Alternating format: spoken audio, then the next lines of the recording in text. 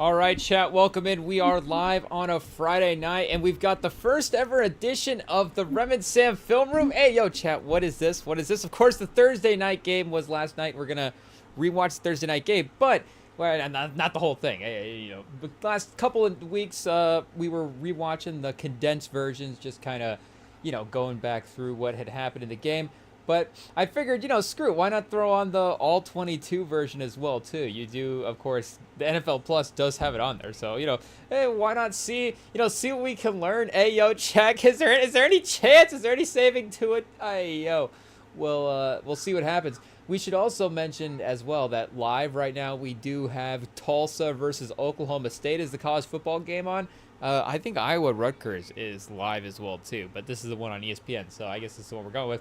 But we do also, I guess, have a WNBA elimination game later as well, too. We have the Liberty versus the Mercury. So, sorry to Tulsa and Oklahoma State, but it's looking like we're going to, be switching over to that WNBA game as soon as it fires up. So, Mike McDaniel coaching on one screen and Mike Gundy on the other. Chat, hey, yo, well, it's just, a night of legends on the REMINGTOM pod. It is what it is. But, for a while there, the game was, of course, close. You get the classic, is this Thursday night, just the Dolphins are going to kind of play just well enough on a short week. Bills have a couple of, just enough plays to have them hang around in the game, and it's just going to look a little bit closer than maybe it felt. Because, do you ever actually think the Dolphins are going to win the game? It is tough. I think it's just where we're at mentally with the Dolphins right now. But that might be the biggest bummer of this whole thing, of course, and I guess maybe does the all 22 have like a health meter for Tua over the last couple of years? Because I mean, it's I guess I don't know. You want to of course tread carefully with what you talk about this chat. But when I was scrolling through the algorithm right before this, we did of course get I say of course, but we did get like a top 5 Antonio Brown CTE moments, and it's like, oh man, it's like where what has happened here? I think, maybe some of the celebrity stuff as well, too. You could probably throw that. I don't know if CTE, I don't know if that's celebrity something, that's what that stands for. But, of course, that can be its own trauma as well. And then, I don't know how that actually, we have to go back and maybe throw the all 22 on from, like, that 70-point game they put up against the Broncos as well. Because it wasn't that long ago. I mean, this is, of course, the cycle of the NFL. Players will have one really good season, even if it is a pedigree guy that was drafted really highly, and maybe, you go, is this, the turning point for maybe a different part of what his career could be, some different type of production. And even still, you look at last year, I guess, the numbers are, of course, not going to tell the story. You don't want to pull, I guess we don't want to necessarily sit here and go, hey, this is why Tua's stats are bad, hey, yo. But, he did manage to put up good numbers. So I guess, shout out to him when he was able to stay healthy. Led the league in completion percentage. Again, is that obviously not necessarily the standard bearer for quarterback stats. 19 touchdowns, 7 picks. It's still okay on paper. 260 yards a game is still pretty good. The quarterback rating, I guess, at a 101.4. 100 and I guess in just a kind of an advanced stats guy in a way over the last couple of years. This season through 3 games, 87-1 goes back to the same rating as his rookie season at this point when he played 10 games. And when he was his first year in his career as well, too, getting the late start, I think it was almost a little, and they did win some games, so the rating was a little bit like, okay, it's only going to go up from here, and they're actually already getting that kind of impactful contribution as a rookie. But again, the advanced stats have been pretty good for him over the last couple of years. 87 this year, definitely a little bit of a drop off, but there was still something there last year. We're like, okay, on paper, there's a recipe, I guess, that he, if maybe the less turnovers, I don't know if we start really digging into like, the fourth down, the third down, the situational different stats and those type of moments, fourth quarters and stuff like that. But, again, there's like, if we redistribute the stats in a better way, then maybe you can actually get more wins out of the season as well. And again, he's always been a winning guy up until this year. 0-3 is got to be crazy. I don't know if we go through his game along. Look, because I guess he's probably lost, I don't know if it's Mahomes with the losses like that, where if he hasn't lost 3 in a row as well. But it's got to be honestly kind of close. I mean, you go through, I guess they did have a 4-game losing streak at the end of 2022, 2 games, 3 games last year, Buffalo, Arizona, and then Buffalo again. So, I guess you lose to the same team twice. It is 3 losses, make no mistake, but it's situation. And then I guess they made sure to reconfirm it as well too at the end of the season. I guess losing to Buffalo in the playoffs, if you go the last 2 games of the regular season and then into the playoffs. So 3 losses to Buffalo, of course, is tough. But I guess and I guess he lost to Buffalo again. Oh, I guess where this is this year. I'm trying to figure out why. I was like, I don't remember them playing Indy, but hey, Chet, it is what it is. IT cut that out, but you got 3-0 this year, and then so that would be again outside of losing to Buffalo. He hasn't really lost only ever 3 games in his season. But again, the vibe of Miami is what has really felt like is, of course, taking a shift. And, maybe the Tyreek Hill, health of the receivers, the defense, there's other pieces than just to blame, quarterback and stuff like that. But even if they weren't winning a ton of games, if they were just a more fun offense, if there was a fantasy element, I mean, the Bengals, have been in this situation. The Cowboys are maybe headed there this year, where who knows how many games they're gonna win, but they could be a fun team. I mean, who knows with Russell Wilson? Maybe the Giants are like that this year. Maybe the Giants are just a really good stats team, and with the way that their 2 guys play really well as well too. They're just maybe have a couple of guys that really stand out in the fantasy standpoint versus and then versus them maybe just like winning a bunch of games as well. But they just don't really have that type of fun vibe anymore. And there was definitely a little bit more, and I guess over the last 2 games we do have to, their offense has been a little bit more, I guess, consistent than it was against the Colts. The Colts just shutting them down. It is what it is. But on the other hand, it maybe is a thing where if we have to look, because as I was watching this game, I was like, do we have to do like some kind of units ranking? Pause. Whoa. Through maybe after like a month through the year, because some of the fact that the Dolphins at times, were like, okay, is there life in the passing offense?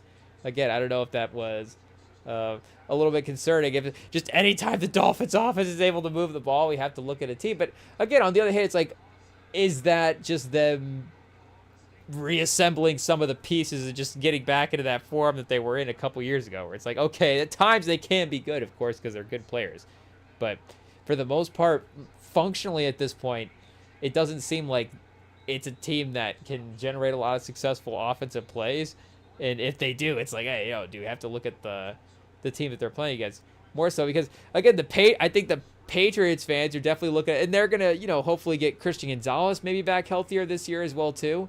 But outside of that, they're looking at their secondary, maybe thinking that that's kind of a weak point as well. I mean, and then to be honest, I don't know if maybe this is the only point in the season where the football math can actually make sense, where it's like this team played this team and that team played that team and that played that team. But I don't know. Maybe we're just gonna lean into the football math this year as well too. If we can keep track of it, IT's gonna have to write some of this stuff down.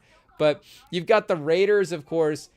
Geno looking kind of decent against the Patriots in a way, and then you do have him, also against the Chargers, again, really not necessarily looking that good. So, again, if Tua and Geno and some of these guys are looking good against the Patriots now, early in the season, of course, raising the red flag. I don't know if you still have to kind of do the same thing with the Bills secondary, but because I guess they do have a good defensive performance against the Jets. But then if we're doing, the football math of it, is it like, oh no, is that a tough one for the Jets? Because, football math chat, the Steelers, we thought that was a game. It's like, okay, what level are these teams on? Like, they're definitely on the same level, but are they at the bottom of the league? Are they, is it more in the middle of the league?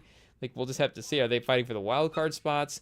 But, the Steelers defense has not necessarily been the most, it has not been inspiring the most probably faith in their fans for I guess, how many times can we say units, chat? It is what it is. Just pause all references for units. But, it's definitely one of the ones that's not necessarily getting, again, fan bases riled up through the first couple of leagues. Not a Milton Berle unit, chat. Through the first couple of games.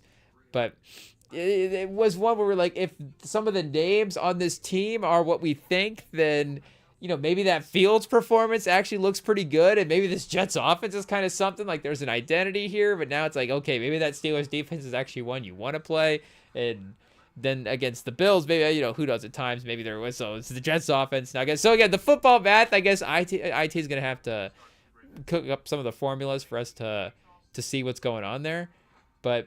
Yeah, I guess all being said, the Bills defense, of course, has looked a little iffy the first couple of games, but I get at the end of the day, you just need the couple of stops, and you need the Josh Allen drive or James Cook plays, or just need the offense to get the scores, run the clock out, whatever the situational football is in the moment. But if your defense is just able to get, I guess, a couple of stops, that is what it is, because I guess the Chiefs are, of course, a good example of that in their run with Mahomes, and of course their defense has continued to get better, where maybe even so now, it's one of the best units in the league, maybe more so at home as well too, but yeah, it's still at times, again, and maybe football math, Eagles offense, we'll just have to see as well, though I'm not necessarily doubting the Eagles offense as much as some people's not, but again, we're pro Hurts on this pod as well too, so I 95 yards, that just, I guess, was the game, and I get it's been two, kind of slow games as well, but there is a little, I guess, is Hurts kind of what the McCarthy, and, Hurts, obviously McCarthy doesn't, I guess, have the sort of run game ability that Hurts does as well, too, but that was a very, Michigan type win that they had over Kansas City, just doing the bare minimum stat line wise to get the win there. But the football math, I guess, of the Chiefs, or whatever, the bend don't break mentality of the Chiefs, where there were times when it was a little bit more, middle of the league statistically and what they were able to achieve week to week, but there were still the moments, and Spags is a great part of that as well too. The Bills defense is well coached, so there's definitely correlations there. But Spags is, drawing up pressure, and then them having guys like Chris Jones and them having closer level players to be able to execute those plays. You forget about now at this point some of the secondary guys that they've had in that run as well too. Tyrann Mathieu, didn't he just retire this year? I mean, he was a real playmaker for them early in that Mahomes run, and it really kind of revitalized his career as kind of a the high level college guy going pro as well too, who was able to continue to have that kind of all-pro success at the next level. But they, of course, were able to get the last couple of stops in those big moments where maybe they would still give up, 24 points, but then hold the team in the last couple of seconds. And I do think the Bills have that kind of ability, because I guess if anything, we do as much as maybe their ability to give up passing yards is what it is. Again, their defensive line is good, so they do have good pass rushers that can get to the quarterback at the end of the games. We love Rousseau. If Ed Oliver's healthy, Bosa, maybe who knows, in this type, in the Chargers, of course, he's played with Khalil Mack and stuff, so they've had other good pass rushers next to him as well, too. But maybe this is kind of the most balanced defensive line he's played with, so his just ability to be able to take some plays off is maybe a little bit more there as well, too. But again, they're going to be relying on some of those other guys, just more so in general. He's kind of going into a defensive line that was already established, but they're able to close out games in a way as well too. So I not necessarily, while again there is a stats thing, if maybe we see him play a high powered offense, but again, I guess the only offense that I'd be really scared of in the AFC at this point would be the Ravens offense. Is the problem is they just did get that Sunday night win over against the Ravens, and I know for Ravens fans and Ravens football people looking at the film, maybe if we throw on the all 22 for that, we walk away going, oh, you know what, the Ravens are pretty good. They scored a lot of points in that game. But again, they just the sort of their ability to, of course, execute in the fourth quarter and close out some of these wins. You just have that sort of last couple of minute AO pause finishing at the talent. I don't even know if that's a thing, chat AO, but pause. But they're, of course, have struggled in those moments and continue to do so in week one. And that's what we're saying about the Bills, is they kind of maybe have that vibe where they're a little bit more successful in some of those fourth quarter stuff. And Josh Allen, of course, can make a game-winning play as well, too, at the end of the game on offense. And Cook, can create that in the run. And it is of course, similar to Baltimore in that way. I mean, I would say, of course, Baltimore and Buffalo, I mean, the talents there, they're set up bothly, I would say pretty equally to, I don't know if you can necessarily say that this is either one of, I guess it could be both of their years in a way. Like, how many, should we do like it's their year rankings? Because, again, I don't know if Hurts is in like if Philly's in like it's their year situation, but again, you kind of have Green Bay pushing into it a little bit. Yeah, well, pause. But they're kind of getting their way into that tier where it does feel like with the way momentum is aligning for them and with the way that their roster is playing right now and just the landscape of the league as well, too, that all that stuff matters. The rest, your level of play compared to like, okay, is everybody else playing kind of like I'm playing really good this year and everybody else is playing bad? Like, that matters a little bit as well, too. But they feel like, of course, they're entering a little bit of a championship. I mean, we just had the Lions last year where you wouldn't necessarily say that the Lions were, and in some ways they were, of course, over the last couple of years, a really dominant regular season team. Maybe, I guess, quarterback-wise, of course, they didn't necessarily have, like, the narrative MVP, high-level quarterback in the same type of way to be like, it's Jared Goff's year to win the Super Bowl. It's more the Lions team. But maybe just because they were in a group of contenders, again, maybe we're kind of looking at it, and maybe they still could be a contending team there this year, but I don't think you look at the team this year and with the landscape of the league, you look immediately, like we're saying, the Packers are immediately a better team, the way that defense played against that offense, and I guess we'll have to see, of course, how they adjust. They'll get a chance to rematch against each other, or maybe that'll be a game where, neither team kind of wants to show any more stuff, and a lot of guys will be kind of sitting, I don't know, a lot of fake injuries for the second line Packers game. We'll have to see. I guess, I don't know, maybe that'll be like a Thanksgiving one or something. Well, who knows? But yeah, it does feel like, again, the Packers are kind of entering their year. So I guess for the AFC, obviously, again, it is Buffalo and Baltimore's year. But I don't think that, I don't know if another team, maybe the Chargers would be the only other team that's emerging at this point that would kind of fit the bill in a way like that. Because, I mean, as good as Daniel Jones is gonna play, like, are we going to be, Indiana Jones, Chad? I don't know. Are we down him? I still don't know, is Daniel Jones quite earned the Indiana Jones nickname? I mean, he's only played 2 games in Indianapolis, and he wasn't even drafted by the Colts. So if there was like he was the next franchise guy type element to it, I think it would make a little bit like Indiana Jones would be really fun. And it's like, oh man, is there a guy, are we thinking, is there a guy in the Pacers that we can borrow that nickname for? That's like, oh, he's going to be around for a while, or the Fever as well too. I don't know. It could work for anybody, but it does feel like, again, that's a legacy that's a legacy movie character. I don't know. It's it shows you how much we don't really watch Indiana Jones that much, Jet Ayo, but obviously he's legendary. But is he from, I guess his name is Indiana Jones. If it's Indiana Jones from Indiana, like, is the school in Indiana, Chet? Hey, yo, he's not Indiana Jones because he's in Hoosiers, right? They're like, oh, the University of Indiana, we have to go there and find Mr. Jones, and that's why we call him Indiana Jones. But maybe it is, Chad. I don't know. Spielberg. Lucas. Weren't they both cooking up on that one? Maybe they were just really more focused on the set pieces and the names and the backstories. But again, if they make a conference champion, I know that's pretty high expectations. But I feel like, again, the fact that it's already been used up on Daniel Jones I feel like we can't just pass that nickname now on to anybody else. What if the Colts? What if Arch Manning goes to India and he just turns it around, Chad? And then Arch Manning is the next guy. I guess his last name's Manning, so it wouldn't work. It would have to be another Jones. So that is, but we have had Burt Jones as quarterback back in the day. So is Arch Manning's middle name Jones? Maybe he's like Arch Jones Manning. I don't know. Or is Arch his middle name? Maybe, who knows? Is he like a? I don't know. Oh yeah, we're not going. We'll leave the man alone. We don't need to look up his middle name. Chad, he's struggling enough. But, Burt Jones was a Colts quarterback. Jeff George, it's close, Chad. Not quite. But, we've had a couple of Indiana. So I would, maybe retroactively, we go back and give Burt Jones Indiana Jones nickname. I think he was an LSU quarterback for college. I don't know if that's where he Okay, so yeah, he was born in Louisiana as well too. So he's not necessarily from Indiana, the state. But again, I don't know. Is Daniel Jones actually from Indiana?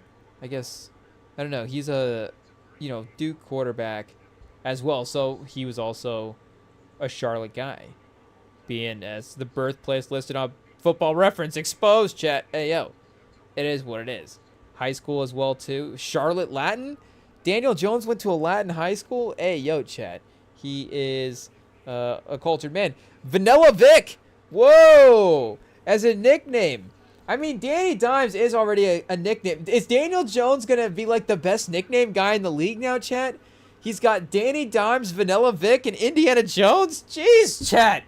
I don't know if there'd be 3 other players. That'd be the 3 coolest nicknames in the league, and he has all 3 of them. Hey, I feel like NFL nicknames, especially the NBA. I wouldn't say we're at like peak nickname culture right now. We may be at. Maybe everybody has a nickname because it's just your initials and your number attached to each other. It's like, oh, Josh Allen, JA17, that's his nickname now. Pat Mahomes, PM15, like shout out, that's his nickname. I mean, it feels like it has worked for some of the guys that, of course, have been grandfathered in. I mean, CP3 is the ultimate one. I feel like PG-13 obviously works because it's a reference to something else as well too. But I guess KD, it does feel like there's a little, it's a little overused, the initial nickname.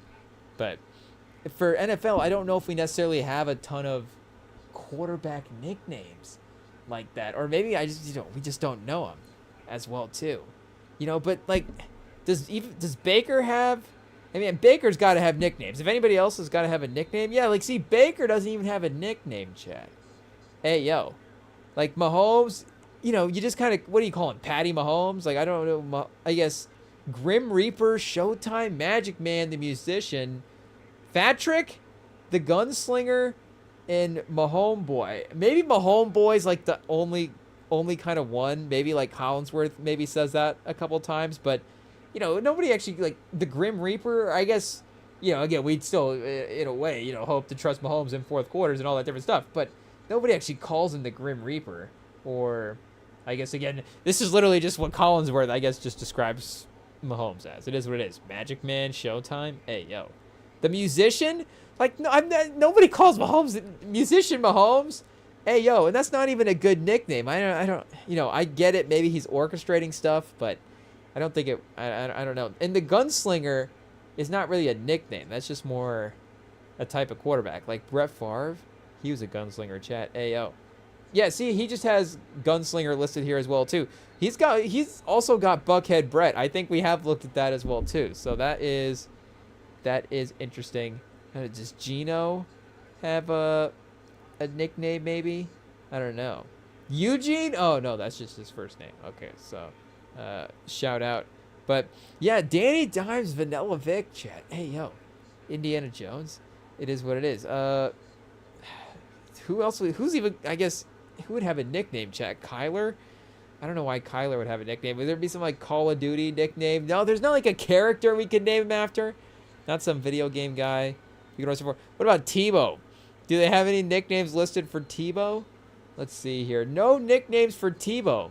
Just a good old Timothy Richard Tebow, chat. Hey yo, it is his middle name's Dick. Hey yo, chat. I feel like he's really kept that hidden well.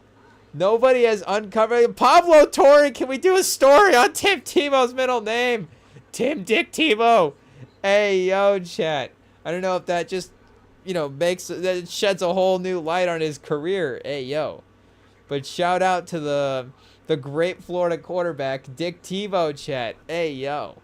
It is what it is. That's feels like from a different era as well, too. Honestly, I don't know. Tim Tebow is maybe one of the greatest college quarterbacks. I mean, he is, I guess. Well, I was going to say maybe the greatest, one of the greatest college quarterbacks of all time.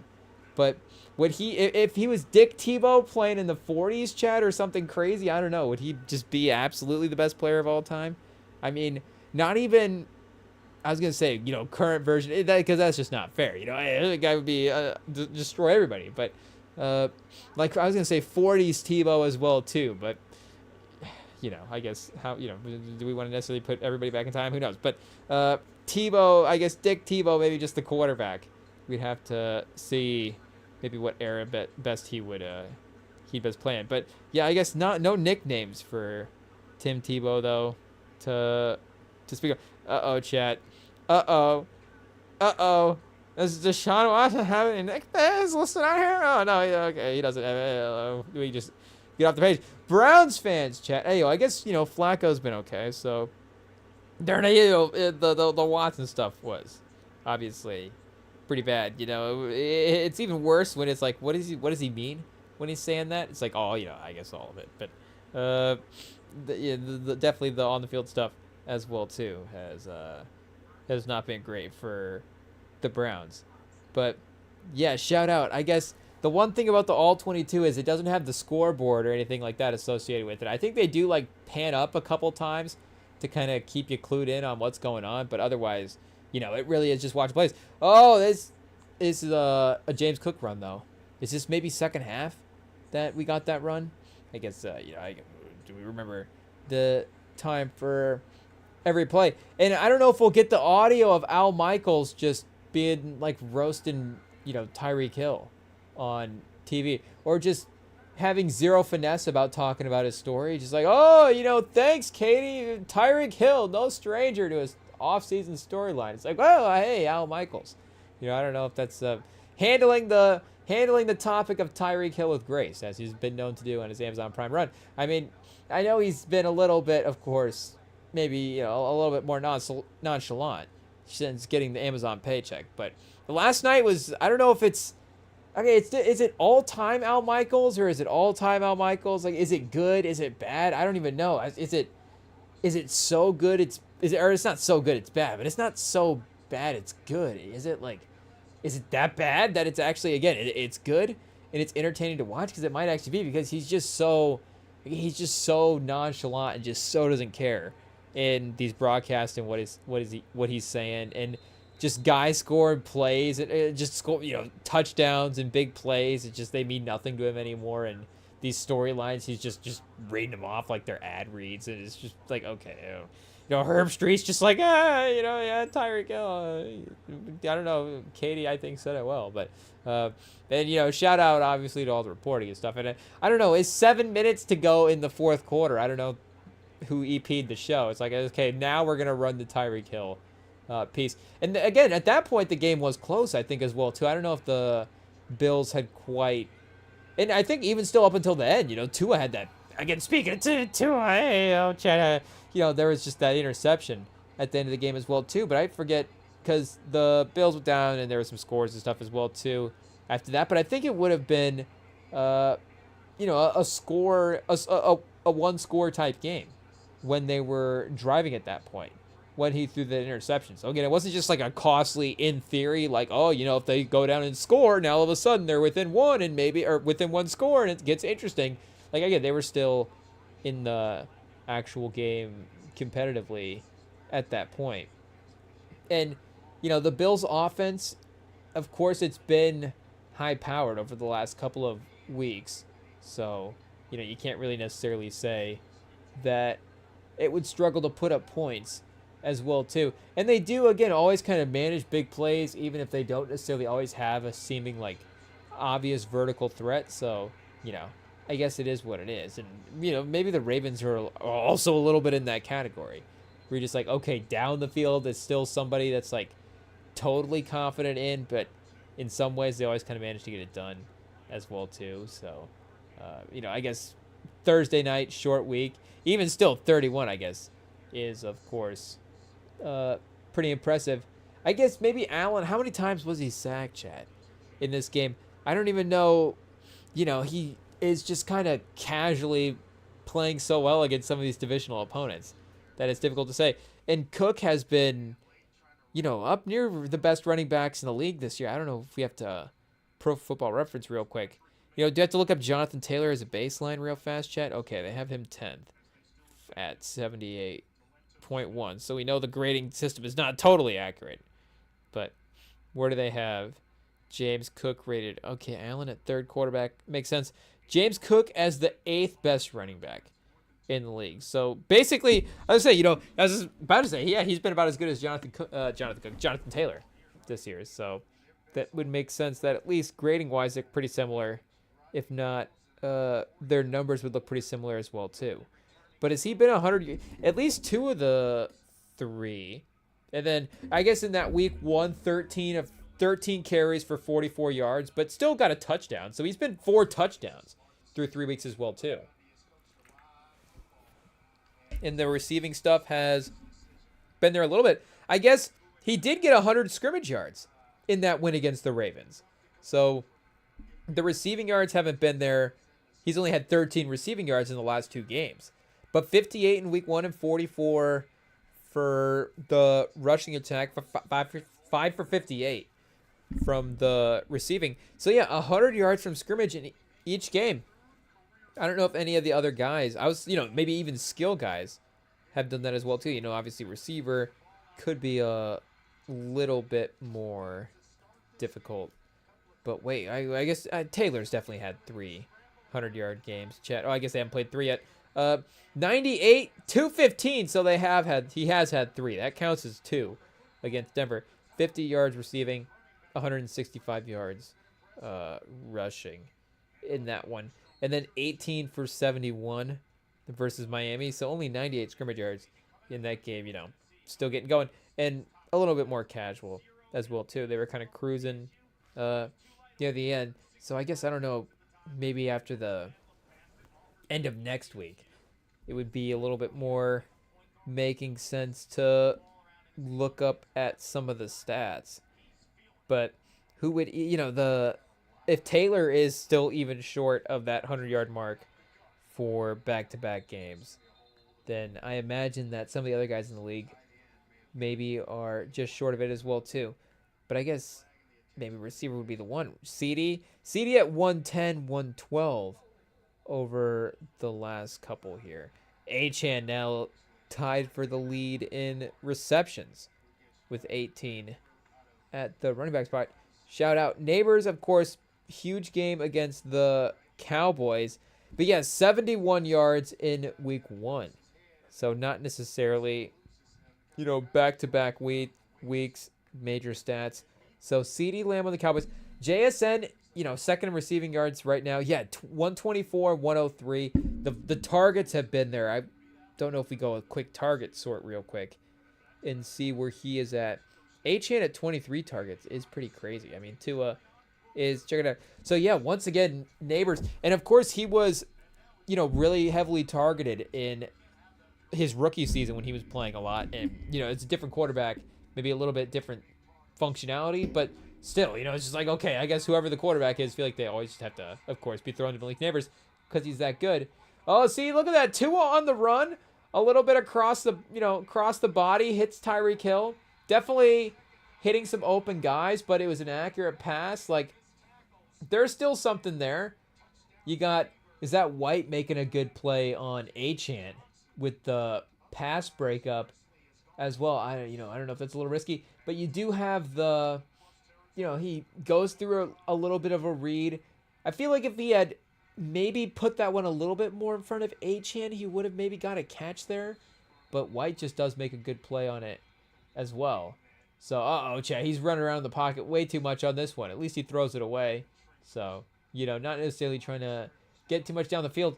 And maybe that's a part of the reason why, sometimes the completion percentage interception thing looks a little weird for him, because sometimes his actual, incompletions into the field in a way are, he doesn't really get those. He just kind of has throwaways or picks at times. He doesn't really just have, and he did a little bit in that Colts game as well too, and that was a part of the reason why it was a little bit concerning. He definitely had he had a couple of picks in that game as well, but he definitely had a lot of off-target throws, and the off-target throws for him are not necessarily something that outside, they just get picked off. So somebody's catching them for Tua. Somebody even on the sidelines at some point. It's just it's a catchable ball at any point. Pause for Tua. So the fact that it's like, oh man, not even a sideline guy could get this one. That is when you really start to have a little bit of concern. And I don't know, we go back and look at the rush stats as well too, but it doesn't seem like, of course, that was, again, really like shut down. It wasn't necessarily like they were, breaking off major runs every time, but you could still at least keep the ball pushing down the field with that aspect of the game. You didn't have to cut it out. Tyreek Hill in motion, of course. McDaniels and that. What else does he do, Chad? Hey yo, he just puts Tyreek Hill in motion, and he's wide open almost. Hey yo, did we get the other camera angle of the all 22? Did Tua missing him, Chat? Hey yo, swinging it out to the running back. I mean, it is a completion. I don't know if the way he was looking at like the linebacker sort of situation in front of him, if he didn't think he could get it over. But yeah, I mean, even still, that's, a little bit concerning for, of course, the Bills defense as well too. If Tyreek Hill is having that kind of space. And there was a couple of communication, it felt like at times, where maybe they would just pass a guy off, and it felt, there was one time I remember Herbstreit just was like, the safety for some reason just a little late getting out there. It's like, I guess for some reason he's just, I guess, maybe not reading the play right there. I don't know if that's the reason, but there's a couple of times where they didn't quite, feel like, again, with Herbstreit pointing out, they weren't quite rotating over to the guys in the right time. And yeah, I guess Tyreek Hill, Chat, I mean, you do see the frustration, of course. I don't think you necessarily need to of course, pan out for the all-22 at sometimes to understand why. But to see the openness as well, too, pause, is maybe, again, a little bit reassuring. That's like, if he were to, and again, it's all situational, who's the opponent at the time, strategy that they're using, but if you do have him maybe in a different system, he obviously still could be, and I know it's not necessarily a hot take, but maybe even a number one receiver is a little bit of a hot take feel at this point, where I don't know if necessarily anybody would be like, oh yeah, Tyreek Hill, we're going to write him off as he's not going to be, and I guess, outside, we're talking on the field stuff as well too at this point. I don't know if they're going to write off the on the field talent at this point as a guy who still can't produce at receiver, but I don't know if what the percentages would be for like people thinking he could be the best receiver on a really good playoff team at this point in his career. Again, wouldn't necessarily be shocked if it was like, 60+% of NFL fans might actually think, if a lot of people thought that, yeah, for sure, it makes sense. It's still Tyreek Hill. But again, I could see it kind of going both ways at this point with just, he's not necessarily like totally wiped out of the fantasy landscape. He's still a valuable fantasy guy, but he's not a receiver that's being talked about in the names of, do we have to go back and look at ADP? Like, AJ Brown was, again, going top of the receiver class almost, end of the first round type range in a lot of mocks, maybe early second. And maybe Tyreek Hill was a full round or two later at that point. And, again, I think we still trust a situation like the one that AJ Brown is in, maybe a little bit more going forward, and maybe AJ Brown still could get some good stats as well too. But I think, again, maybe his view as a number one receiver in the league, and me personally as well too, I love AJ Brown, but it's maybe Tyreek Hill is still in that tier as well too of guys where, again, is he still 100% Tyreek Hill? But maybe, who knows? Maybe he's still the second best guy on that Chiefs run, Chat. Maybe he's even outlived Mahomes. Chris Jones, the first best. I guess Kelsey as well, too. We have to rank in there. But Kelsey fell off first, Chad. It is what it is. Oh, man. Sorry to Travis Kelsey, but he also, of course, got the... He also, maybe we got some off-the-field stuff that kind of worked out as well, too. So I don't know if you can necessarily, blame him for falling off too fast. But, I feel like his career was the first to be like, we're moving into a different phase of Travis Kelce's career. Of course, are we doing that with Mahomes right now this year, Chet? Hey, we're like, Mahomes, we're moving into a different phase of Mahomes' career. And then, I guess, we've already kind of started to do that with Tyreek Hill, but who knows? I guess maybe he'll bounce back. So I guess maybe the one that I guess is just more likely to not get, suspended, or the one we gotta maybe say would be more likely to have the bounce back. But who knows, Chad? Again, Tyreek Hill's getting open. Mahomes is missing open guys. I don't know which one is more likely to, you know, which one do you even need to bounce back from? Tyreek Hill's not even bouncing back. He just needs to get the ball. Hey, yo. He just needs a quarterback to kind of look his direction. And I don't know if it's a target share thing, it's a schematic thing. I don't know what Daniels is doing, but it did also feel a little bit like Tyreek Hill was a more of a focal point, in the offense in that type of way. And it did feel like he was one of those guys where, of course, in Kansas City, his vertical ability was really great, but they had Kelsey for a lot of the underneath stuff. And I feel like, again, Kelsey and Mahomes, there's a little bit of a friendship, buddy cop situation there. And ultimately, again, that's the partnership. That's the quarterback receiver duo that they chose to go with. And I don't know if that also, if Tyreek Hill's the one, Chad, are they in all the commercials together? Who knows?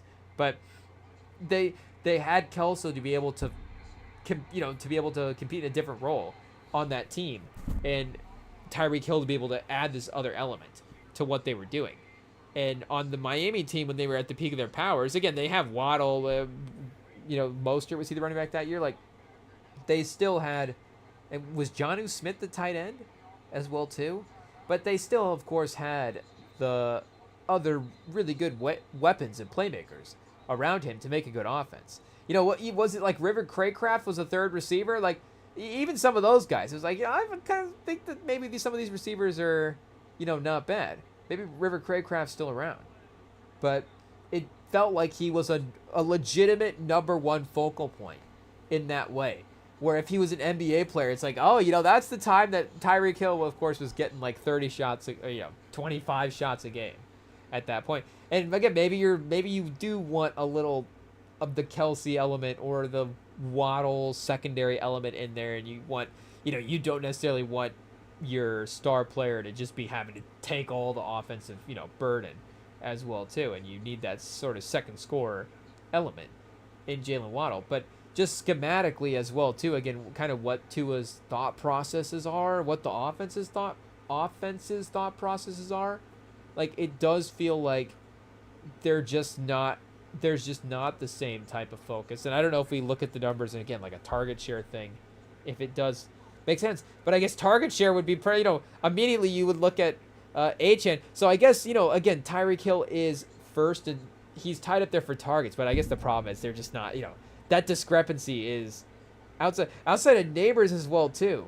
But Russ has a little bit, and I mean, we saw Russ with the vertical stuff. I think Tua was able to hit that as well. So maybe that's the stuff we'd have to go back and look at and see. Maybe some of that, again, they were able to hit the big plays, so it was maybe their ability to hit some of the underneath stuff as well too. If that wasn't as prominent or as good as maybe we thought or as maybe like reliable if they didn't have the other element, then it would make sense. Of course, that wouldn't take the other element away.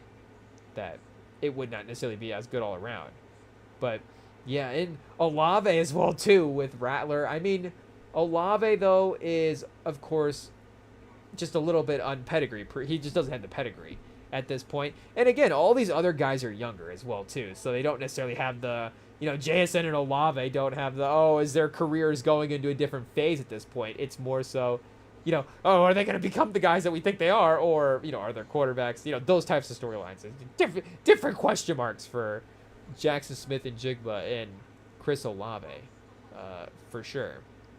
But yeah, Tyreek Hill, I don't know if the Chiefs thing would, again, like, how aggressive would they get? Who knows if the Dolphins even feel the need to make a move? But I kind of hope Tyreek Hill does get traded, Chad.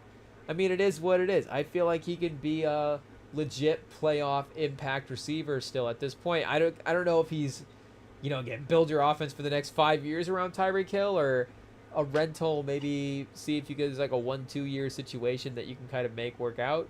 But I think for this season, for this playoffs, obviously the value is correct.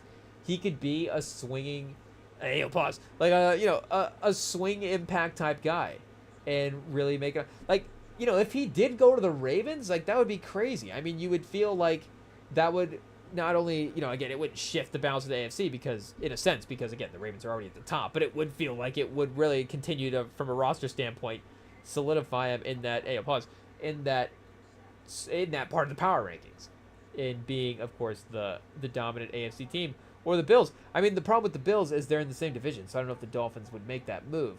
Of course, giving them up to the rival in that way. And maybe it's like, okay, let's just help the Bills get a Super Bowl and trade them Tyreek Hill.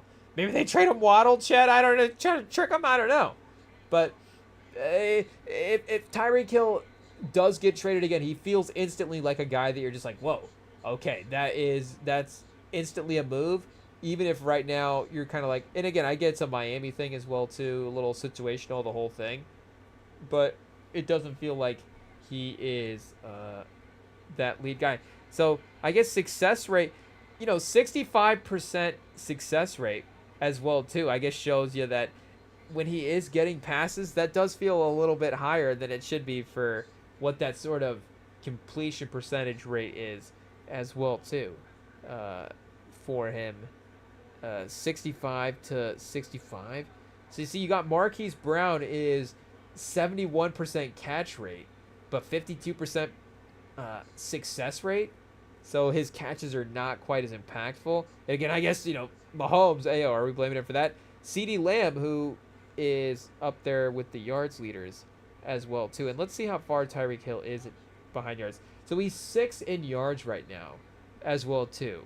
So he is keeping pace early on as well. That's what I'm saying. I think he's obviously still right there. Outgaining Jamar Chase, chat. Ayo, that would have been. We got Wan'Dale Robinson up here as well too.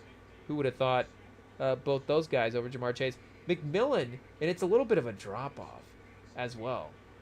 So Neighbors and Wan'Dale are really, really in a different level this year if they are sort of the Higgins and Chase combo. So where's Higgins at for this list 2 games in as well? Because he had that crazy touchdown, but I don't know if he's had all the yards. Yeah, 89 yards, but he's only had, is that 6 catches, chat? Hey, yo, he's only had 6 catches through 2 games, so 12 targets. Speaking of workload, pause. Maybe like a T. Higgins for Tyreek Hill. That's not quite, you need to throw it a little bit more in that case, but that's something at that point. At least Higgins is a different dynamic at receiver. Obviously so is Tyreek Hill. Obviously a little bit better as well if that's the dynamic. Oh, chat.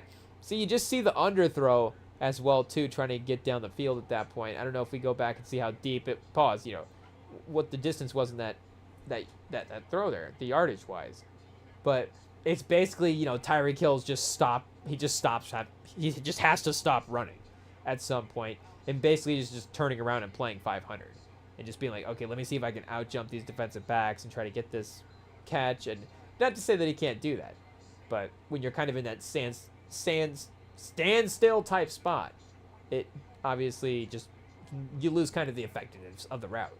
That you just run, his speed, all those different things. So, not necessarily what you want to see in that type of element. Because, of course, it's Tyreek Hill. It does feel like he still can get a step on all of these guys as well too. Pearsall on 8 catches at 164. I don't know who the average leader is at this point. Oh, Thornton is the average leader. 4 for 100. Hopkins, yeah, he's got a couple of contested catches this year for the Ravens. Jamison Williams, and then our guy Pierce at 20.8, and then Ricky Pearsall. So the 20 yards a catch club for this year, I don't know, is this a club that is a thing? How many people were averaging 20 yards a catch last year? Anybody? You gotta imagine at least a couple of guys. Oh, just our guy Pierce as well too. So Pierce, best down the field receiver in the NFL. Who would have thought he would have been making his case, Chad? But it does seem to be building. If you look at the stats as well, you got Puka at a 80% success rate, Coleman at 77, Wicks up here in the mix, Higbee, De'Ami Brown for Jacksonville is up here for going double-digit targets as well. So Waddle has a higher success rate than uh, our guy Tyreek Hill as well. Where was Hill at? And there was Neighbors down there with 52. I thought he was in the 65. Here we go, 65.2. So Waddle is 17 targets, 14 catches, 137 yards, and I guess he has 2 touchdowns as well too. Though his yards per game, I was gonna say his catch percentage is way lower, but yeah, it's 82%. Of course, math was not math in there for a second. Not 45.7, 82.4 on the catch percentage for that. So Turpin for Dallas up here, 6 for 6. Hey yo, chat, for 600 or for 65 yards. Turpin with some crazy numbers. Warren, 6 receptions for 108 yards in 2 games as well too. At the running back spot, Dylan Sampson for Cleveland. Yeah, he did have a good game. He's had some good moments out of the backfield for him from the receiving element. 11 receptions, 77 yards, touchdown, 4 first downs as well too. Not bad. Where's Hill on the first downs? 12 first downs in the chat. He's got to be leading. Hey, yo. Somebody free this. Hey, yo. I guess Tyreek Hill. Free Tyreek Hill. What does it mean right now, chat? Hey, yo. But if we could say from like a player on the field standpoint, somebody get this man a team. Hey, yo, chat. Every catch he has is a first down. Still at this point. And again, if that is what the Dolphins offense is going to be for Tyreek Hill, it may be difficult for him to consistently have the kind of production that, I guess, and again, he's producing good, but it feels like there's still a lot left on the table for him here as well. I don't know if we go back to their rushing attempts, if they're not necessarily maybe setting up with the run in the same type of way. But yeah, unfortunately, it is what it is. You're 0-3. Like, the coach is going to probably be a change in chat. It is what it is. But it does feel like this team has changed over the last couple of years as well, too. And it doesn't really, outside of, the injuries, and I guess that is obviously a real thing. But it doesn't really otherwise make sense why a team that felt like all these people that were trending in the right direction at the right time and actually, again, made sense together. Like, it felt like the speed of the team with the run game, with McDaniel's play calling and sort of the motion aspect that he's going to bring into the game. And then, they were kind of building an athletic defense there for a second. Like, again, it did feel like all the pieces were gelling in the right direction. So, again, the defense has definitely taken a little bit of a different step over the last couple of years. But there's still good pieces on the defensive line. And I don't know, I feel like the secondary, you can, I don't know, if you just kind of hit a draft pick or two, and that's obviously the case for anything. But I feel like with their defensive line, they're pretty close to having a pretty competent defense if they're able to, again, I don't know if they're able to spend as well if they spend, on their defensive line.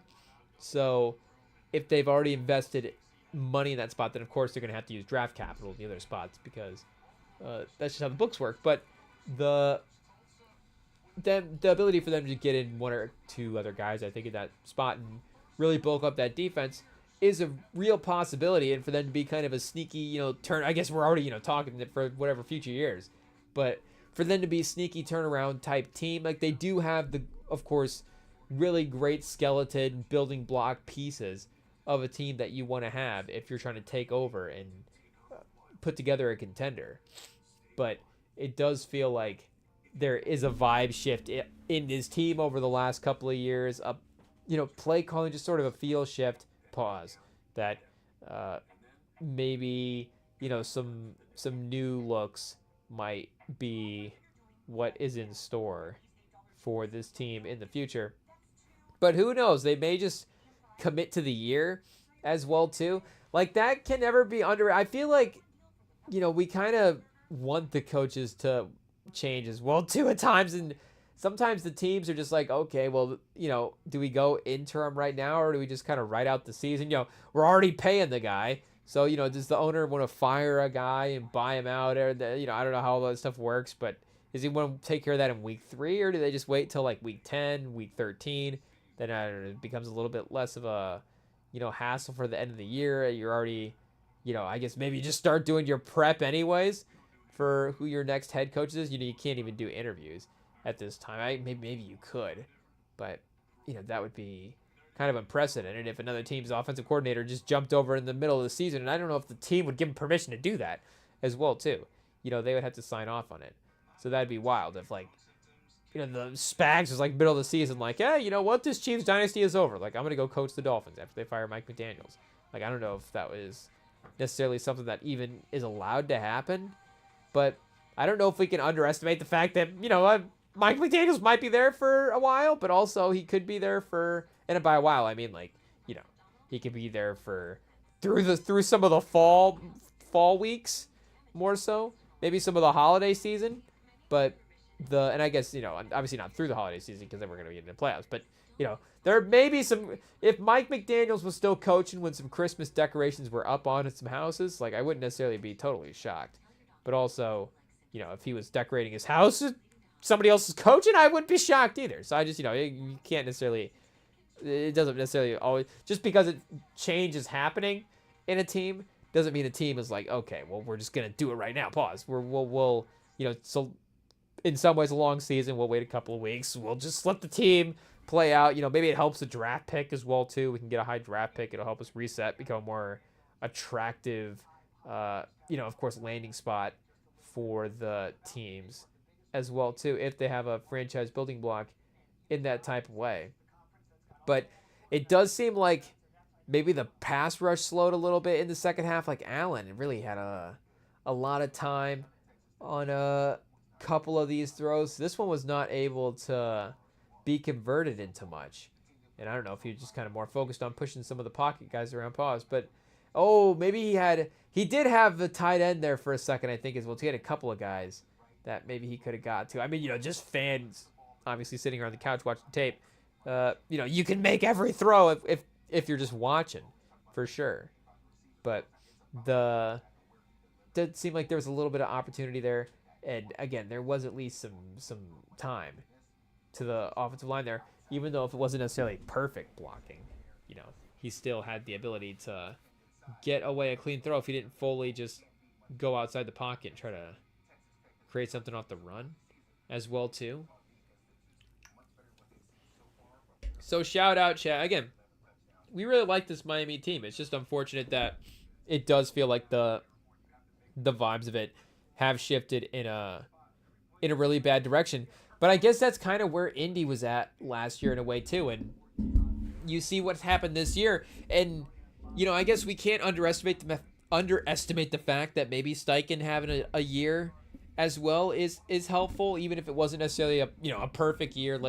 He did have the rhythm of a year under his belt. He knows how it works going into the off season. He kind of maybe has an actual head coaching maybe routine developed as well too. So once you kind of get into the flow thing, and obviously that's a little bit where McDaniels is at as well too at this point. I don't know, but maybe McDaniels is in a little bit too much of a flow state, and I don't know if it just he needs to, I don't know, snap back into a reality or something. But of course, the new coach effect and how that could help a team could still be as impactful as a second year guy step forward type of situation that Steichen is having in Indianapolis right now. But could be a fun team to again get a couple of phone calls, couple of trade parts, couple of see if these you'll take a couple of picks for some of these guys, maybe some of the like we're saying, the defensive linemen or pieces that a team can get for maybe a little bit more reasonable value than they could in the past. So I don't know, has Jalen Phillips become a little bit more tradable if you feel like there's going to be some sort of reset, rehaul, we just need to see different faces and go in a new direction? Or again, do they want to kind of build around this team? Because I think we know what the two changes would be. Like we're saying, they're going to change probably the coach, and you assume change maybe the quarterback, but then did you change the coach and say that would be the change enough to buy in keeping the quarterback?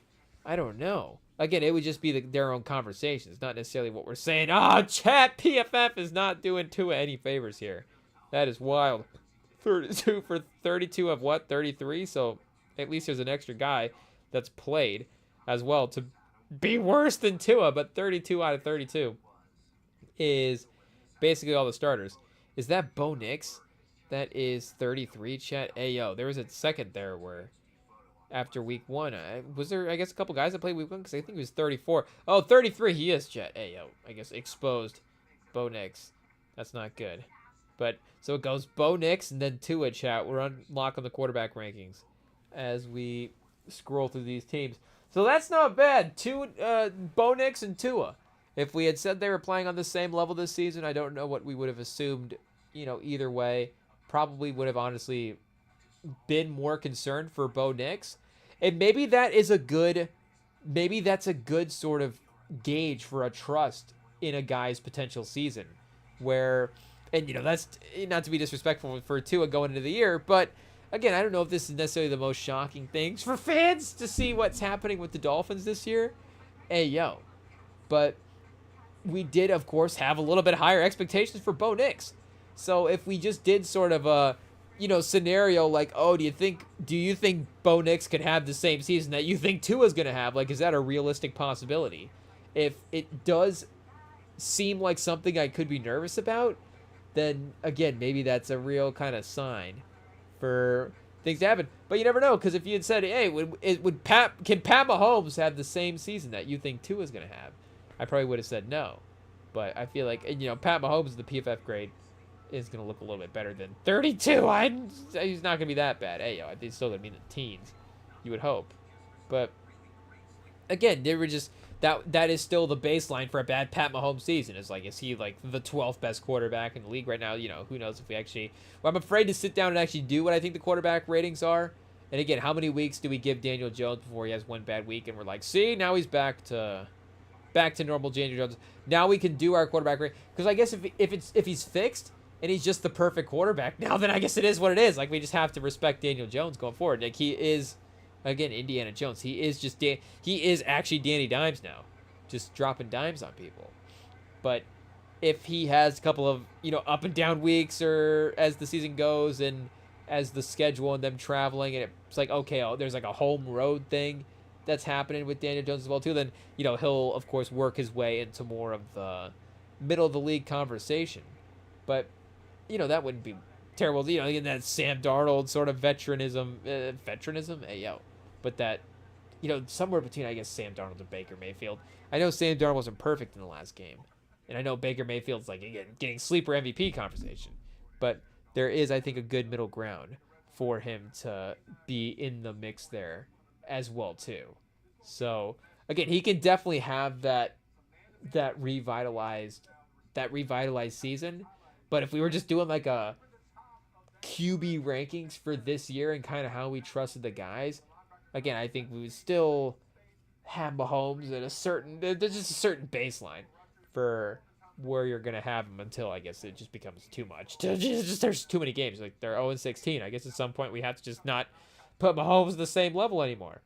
But yeah, again, for Tua, unfortunately, I guess,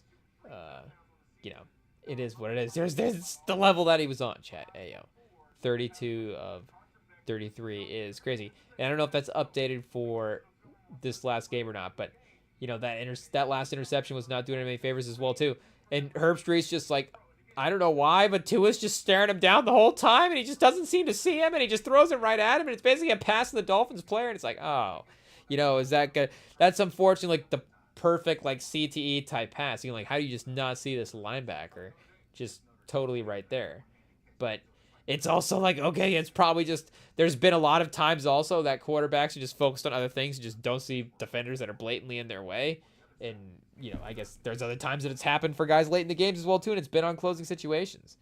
But, yeah, again, they actually had a chance and felt like even on that drive as well, too, there was a little rhythm that was happening where it felt like, okay, like, they might, like, Tua, is there, not necessarily, is he missed a fourth quarter all of a sudden, but, they have a chance here, and I don't know if they're going to leave Buffalo with enough time. I don't know if we go back and look at the clock time situation that was there in the fourth quarter when they threw that interception, but I think there was like 3 or some minutes left. So yeah, Buffalo could have got it with like a minute and a half, maybe like a minute 10 left or something like that, and still had plenty of time to try to have like a scoring tying a winning tying situation again. If it would have been like a 3 or 4 point game, I don't exactly remember what would have happened there, but the fact that again it's just like such a blatantly sort of obvious, tough football play for Tua at the end of the game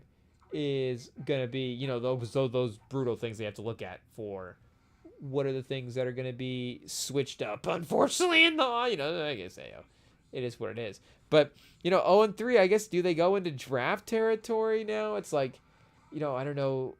Again, which of the quarterbacks from the class are going to step up and be that type of guy.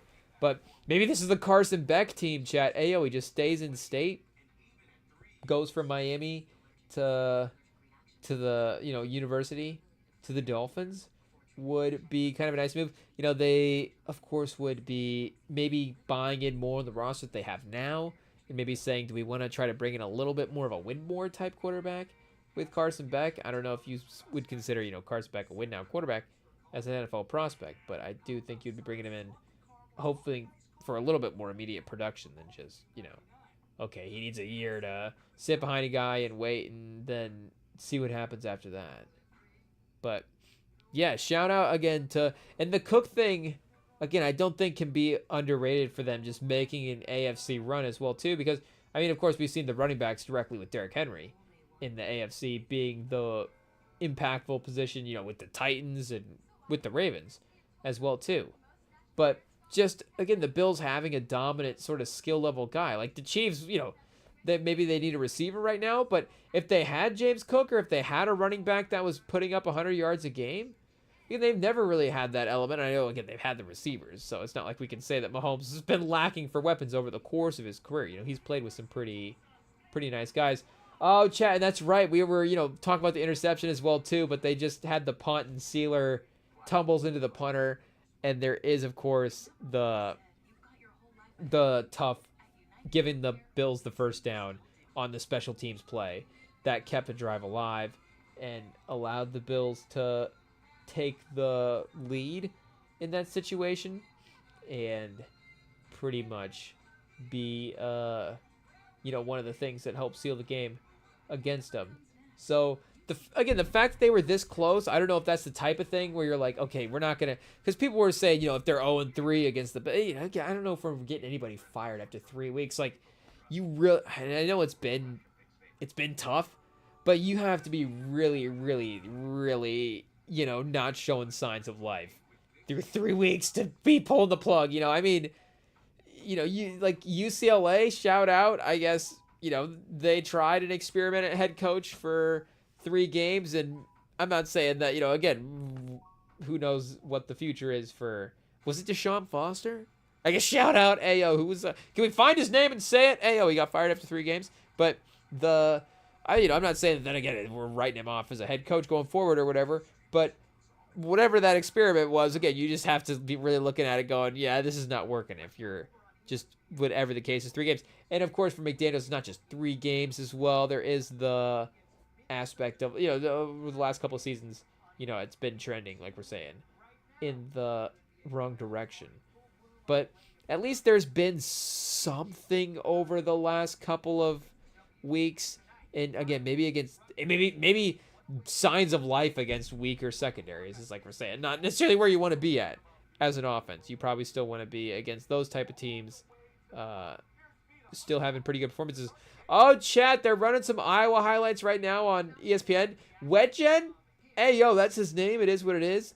Is it Connor or Cooper? Is it another DeJean type guy? But he is a special teams, like, receiver. Maybe he does play a little defensive back. I'm not exactly certain. But Rutgers is 3-0. Hey, yo. I was going to say Rutgers was like -3.5 at home. And again, I kind of like the way Iowa looks. So I didn't know anything about this Rutgers team this year. We watched a little of that Iowa. Who did they even play last week? UMass. That's who it was. Hey, yo.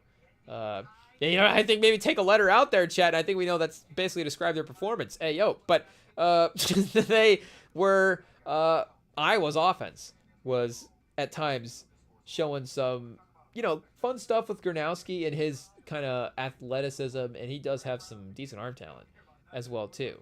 So it did seem like there was, if they put some pieces together, some fun potential at the quarterback spot they maybe haven't had if all works out properly.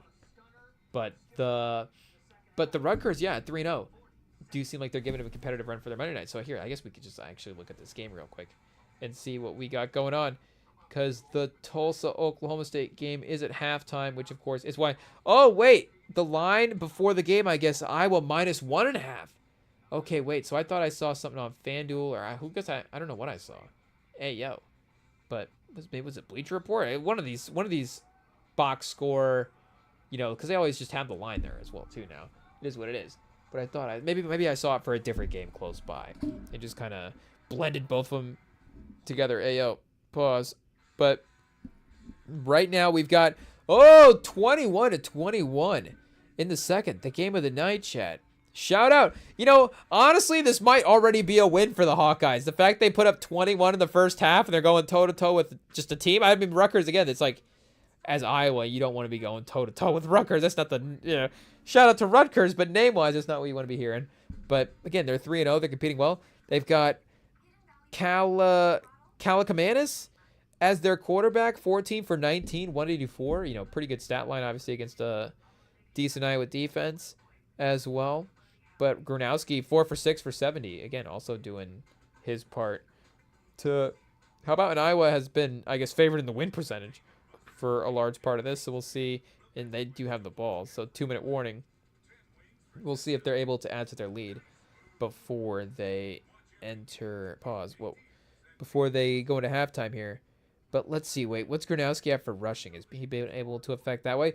3 for 19 and a touchdown. So maybe a little bit more selective with how he uses his legs. Pause. But he is still at least, positive in that aspect. Patterson, 6 for 37, is a good start in the first half. Hopefully that second half becomes a little bit more dynamic as well. The receiving threat is balanced for Rutgers early on.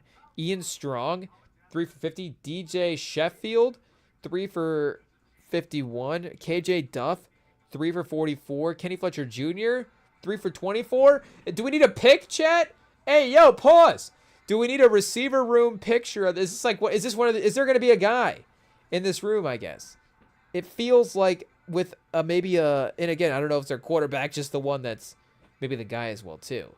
But it feels like everybody producing in an offense like this, like somebody's going to stand out maybe at the next level. So this might be again, I don't know if we have to find a link for this game. Hey, yo, chat. It is what it is.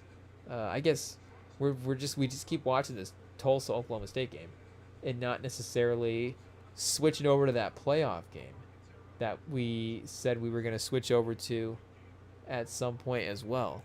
But they were giving us some live look-ins and some highlights, so they were tricking us, chat. We were watching it and then not watching it, and then Iowa was on, so it's like,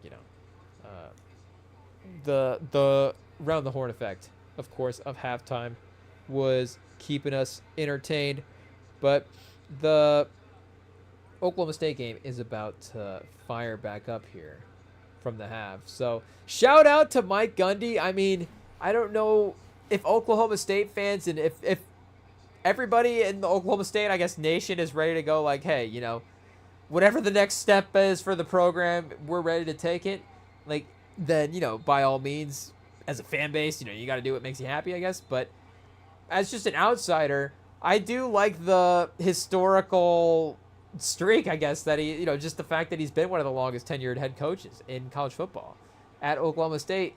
And it would be tough to see that, of course, end, especially with it ending in sort of a, maybe a not so great way. And I know that they maybe didn't like win national titles and stuff with Mike Gundy. It's not like, it's not Saban stepping away from Oklahoma State. But I don't know, is he like the best coach in the history of the program? I guess they've had some great running backs and stuff and some great players throughout the history. So I don't know if we're doing some of the coaches of those eras disservice. But again, he has been a notable guy. and they've been consistent. They've won a lot, even if they haven't necessarily always been the most highly rated team. They've been a very relevant team for the entire time that he's been there. And when they're fun, like Oklahoma State's a fun team, and that, right, Big 12, like they play a lot of fun teams as well. When the Big 12 is fun in general, it's just a good mix to have in there with, of course, now thinking sort of, old conference days with the Big 10 and the SEC. Just, again, sort of the vibe of the Mike Gundy era to, the majority of it when we were watching. But the Sooners always were fun when they, the ability for them when they had watchable teams were always super fun to watch. And at some point you do have to make the move. Iowa fans, speaking of, I don't know if Kirk Ferentz is obviously in the same spot that Mike Gundy is right now at Oklahoma State. But at some point, Iowa fans, and I think, he just set some kind of Big Ten win record as well too. So now that that's moved out of the way, and maybe there will be some kind of, not saying this week or this year, but whenever the time happens, like maybe there'll be some kind of mutual settling of like, I'm ready to walk away, you're ready to do something else, and we can kind of take care of business here and make this work. But the end again will maybe be a little bit more graceful as well too, and I feel like Iowa fans would be willing to let it kind of ride out in that type of way. I guess we'll just have to see if it spirals out of control or something.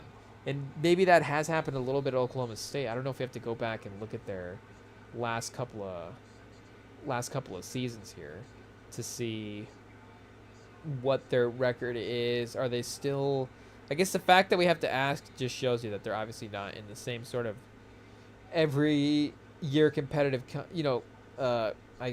conscience, but like state of mind, or just competitive status over the last couple years. So they did win a bowl game in 23. They were 10-4.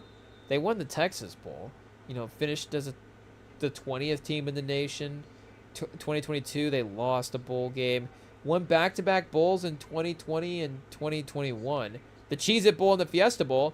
And they finished number 9 overall in 2021 as well, too. So that is a little bit of a ways away since then. 7-6, 10-4, 3-9. And that's tough. And again, if it spirals, it can spiral quickly as well. I don't know if Gundy's really started to lose a handle of it. Spencer Saunders was the quarterback then, so... Oh, Jalen Warren, the running back. Ayo, carrying the team, Chad. I don't know. But Tay Martin as receiver as well, too, was putting up big numbers. So they did have a fun offense back then. Again, 12-2 were definitely a dangerous team. I think the Spencer Saunders thing, 7-6 the next year. Didn't even have as many picks as the year before, but unfortunately they just weren't quite able to win as many games. And they had Ollie Gordon as well in place of, Jalen Warren. So it's not like you didn't replace your NFL level running back with an NFL level running back. So the 7-6 thing, a little confusing. So maybe, again, I don't know, is another, do they have more talent maybe than they're showing right now through a couple of games? It would be, up to people that know the roster better than us to say if that's true or not. But yeah, 1-1, and it does feel like the vibes of Sooner, the State fans are gonna get really mad at us. That'd be like if somebody was mixing up our, Michigan State and Michigan names. I don't know if we'd be too happy about it as well. But our bad. IT, cut it out.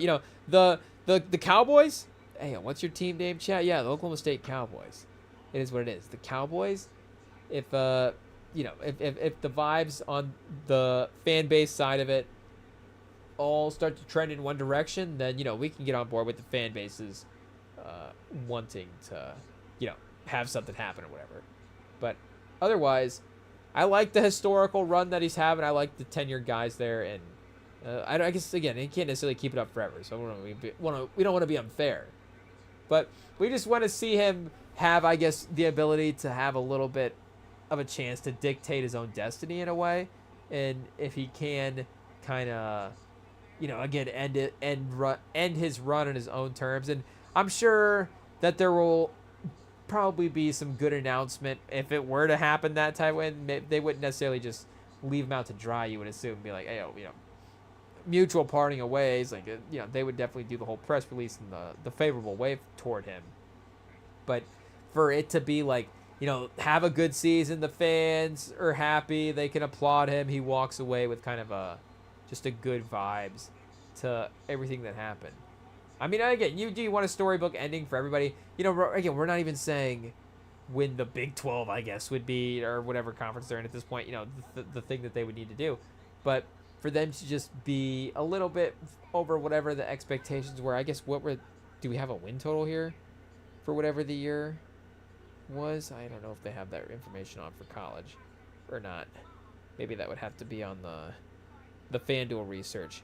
But just for them, maybe just them winning another bowl game or something. Mike Gundy wins a bowl game. Hopefully he can win a bowl game this year, Chad. Hey, yo.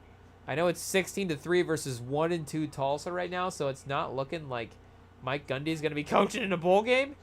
But, and Tua, speaking of overthrows, Chad. Hey, yo. There is, I guess, a prime example of what we got going on. So, again, some of the A-Chan stuff, of course, you could probably see him continue to be a major player in fantasy and in the offense this way. Again, especially from the receiving aspect, if that's just going to be some of the easy screening stuff that they're going to have to rely on Tua with. And McDaniels, as the 49ers guy, does like getting the running backs involved in the systems as well, too. So, getting them involved in the pass game is not super surprising in that element whatsoever.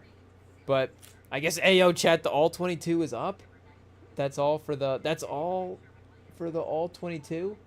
Ayo, shout out. So, I guess we learned that Josh Allen's really good, chat. Shout out. Hopefully, the Dolphins are able to reclaim a little bit of the funness that they had there in times past. But we do have an album to listen to as well too tonight, chat. Hey, yo, we got some new music in the works. Shout out to Cardi B. I don't know, I guess it feels like the rollout for this one, of course, maybe didn't hit the algorithm in the same exact ways that some of the other rollouts hit the algorithm.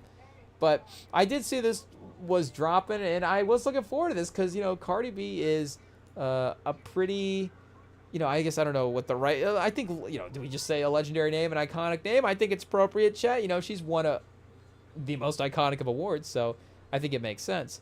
But, for her to be at this spot in her career, chat, where this is her second studio album. Like, the first one was obviously majorly successful, but to follow it up now once you go on that wait as well too, and you start to build that type of anticipation and that type of waiting for an album, it becomes interesting on what the dynamic is of when does the next release sort of cross over into not being a next release, and you miss that window, and it's just kind of like, they just have another album out. Like, it is what it is. They kind of lost whatever the momentum is that first one, or, again, that perfect moment where it's like, okay, they're still in the peak of their career, they're still working, they're still active, they're still doing all this stuff. Oh, bam, album, that full project, and to see where their body of work is at. Hey, Paul, I don't know if Spotify's the only place where we can see Cardi B's body of work, chat, but for tonight, I guess that's the one that we're going to be focused on. The music, it is what it is. The new album, we are, like I said, excited to see what's going on here with the newest Cardi B project, chat. Stay tuned, don't go anywhere. If you made it through the Thursday Night Football rewatch, a little Tulsa, Oklahoma State game, the Cardi B album. Is it going to be better or worse than a Tulsa, Oklahoma State game? Make no mistake, the college football game comparison the bar is low, chat. So we'll see if it can cross that bar right after this.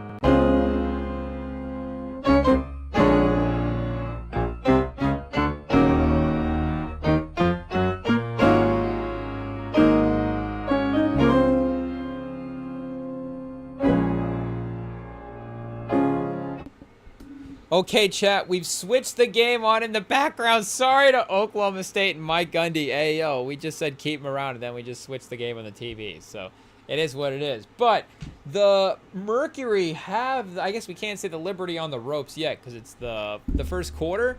But the score's not looking good. Wait a second, we got to cut back. Let's see what it is. I guess we don't remember the play. 19-31 in its second quarter. Hey, yo, 6:47 second quarter. So, you know, best of three early rounds. The defending champions, chat. Look at early on, like, maybe first round of elimination. And, you know, I feel like a bad fan because, again, early in the season that I guess in the minute we start talking about it again, maybe this is why we're a bad fan, chat, because we're gonna jinx the team, but the season does seem to be aligning for some certain teams, some certain players. Maybe the WNBA title could be more available to some of those teams than we thought. Also, one of them could be the Link as well too, so that could just be the one that gets to the win. But early on, and Liberty down 10 again. That's what we're saying. I don't know if we can say that they have them on the ropes yet, but with some of the injuries and stuff, again, they're not necessarily operating at full power. So we'll see how they're able to, how the Mercury are able to last as well too. I don't know if I called them the Sun already or not, chat, Phoenix, but shout out to the Mercury for being the team, and for getting the home court as well too. You got New York as a 5 seed, Phoenix as the 4 seed, so they do have the advantage of being able to play this game in Phoenix. And Breanna Stewart with the great 2-color shoe combination. I don't know what the NBA's rules are on that for multiple shoes having a different color. I feel like LaMelo did have that, didn't he, with the Christmas shoes, right? He had the green and red. So I think that more players should bring this in. This should be a thing, chat. And it really is a seamless sort of blend because the other shoe is that jersey color as well. So it is that sort of traditional New York Liberty colorway, and then you do have like a nice pink colorway to, being sort of the extra pop, if it's, the extra accessory there as well too. And I guess you also get to sort of highlight multiple Breanna Stewart probably shoe colorways, which is fun. But I live multiple colored shoes. Hey, yo, chat, I'm a fan. I used to get judged a lot in our friend circle for wearing multiple colored socks. Like one would be like a gray, and it'd be like one gray sock, one black sock, something like that. But just because, chat, hey, yo, color blocking. I feel like it was a little bit cooler as well too at the time, but I don't know if our execution of it was necessarily good. But the NBA fashion carryover of it for the multiple colored shoes, I do think, or the basketball carryover fashion of it for the multiple colored shoes is something that I think should be a legit implementation into these wardrobes, or just again for like a shoe colorway option. I don't know, on 2K I guess you can probably customize both shoes, right? So I don't know, do we get 2K just now to make multicolored shoe colorways? But I don't know, you go more seamless. Like if you get the the leg sleeve and the shoe all the same color, and then the one other shoe is another color, like I don't really balance that out. I don't know if we get Shea. Shea would be a 2-color. Shea would have like a blue and an orange. I feel like he's definitely done that as well too. There's no way he hasn't. With with as fashion forward as Shea is, has Shea ever had 2 different colored socks on in a game at some point? We'll see if our fashion trends, I guess, align with him. But I guess to go back to the Mayo chat, it is what it is. I guess invasion of privacy there in the background for a quick second. Shout out, of course, was the last studio album that you dropped. I gotta say again, and our old, not to just I guess put everybody that we know on blast, but our of course perception of how this music is received as well too is only influenced by I guess again, it's not only influenced by, but I guess some of the people that we're seeing their music rotations constantly. Again, those are the music rotations that we're looking at. So maybe Cardi B is not always like the most played artist in some of our circles as well, but obviously it doesn't need our friend circle playing the songs. Like she heard the numbers, she's doing okay.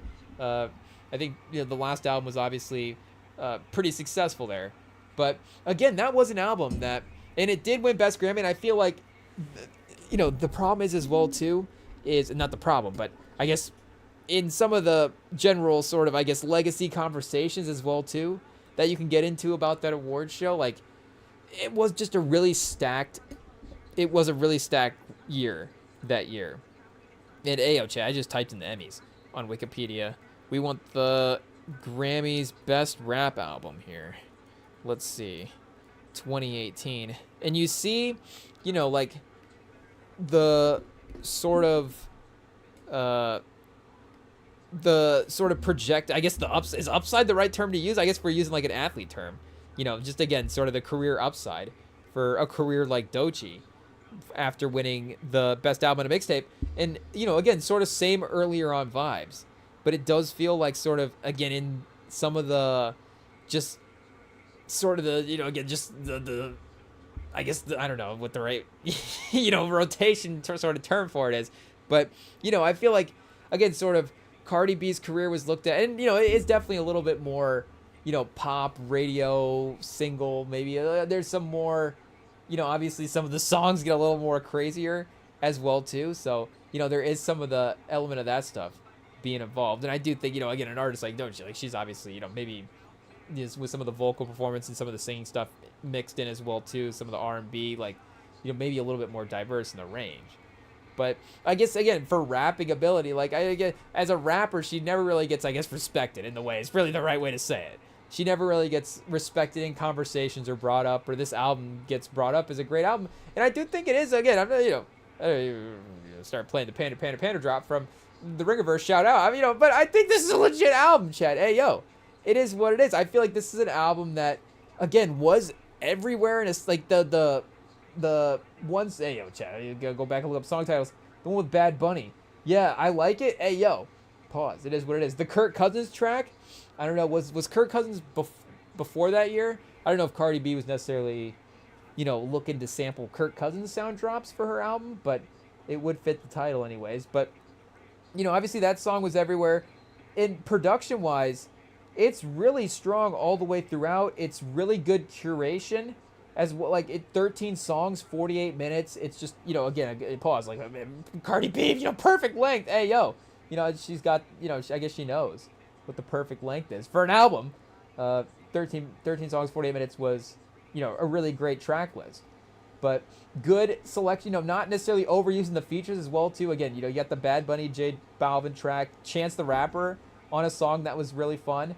You have Migos, of course, on a hit as well, too. 21 Savage in a fun feature, then SZA to end up the track. And Kalani, hey, yo, shout out. We can't leave out Kalani as well, too. But, yeah, again, I think it was just a really well-constructed, really well-produced album. And her raps are fun as well, too. And she's got that, of course, that real braggadocious vibe. And this album was, I think she did a really good job. Like, intro track, she's telling a story. She's, again, being sort of at the mountain, that early sort of mountaintop type phase that we see some of these guys, some of the, when you get that early ascension, that we see that perspective from a lot of these guys rapping from early on. And she was able to nail, I think, some of that, again, some of that story sort of fun flow with the album type stuff.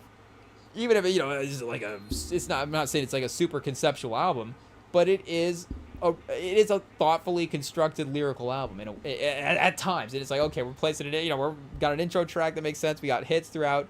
The production, again, is sort of consistently very, you don't want to just because stuff plays on the radio, it's like, oh, well, then automatically it's like a pop attempt and a pop hit. It's like, or, they just made catchy beats throughout the entire time as well, too. So, again, and I guess it was technically the 2019 Grammys being, 2018 year that was released.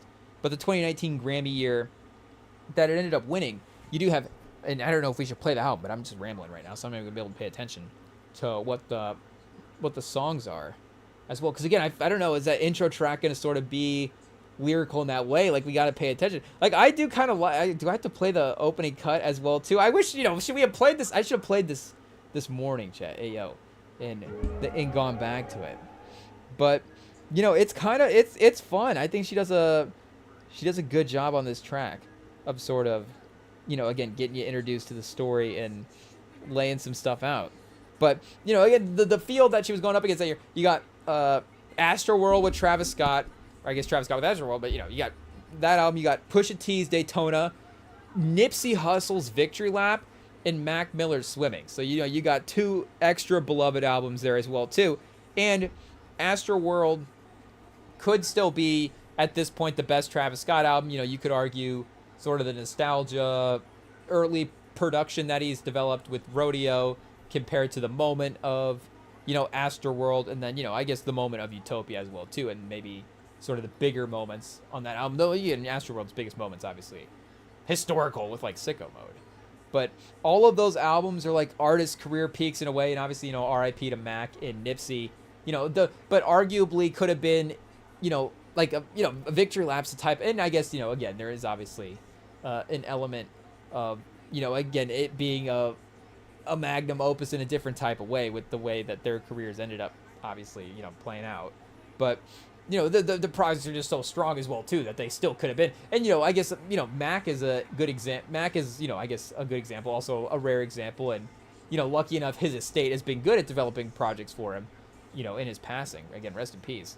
But, again, that project, whether or not, he was still able to have been continuing to create albums. Like, it's a type of album that is just so good that it could have been that type of project that could have been a quote-unquote best project. Even if other projects, again, go in different directions and he showcases different types of things, he was always continuing to develop as a artist as well, too. So, he would have pushed forward. And, it'd be crazy to see, like, his type of music as well, too, would have been like today.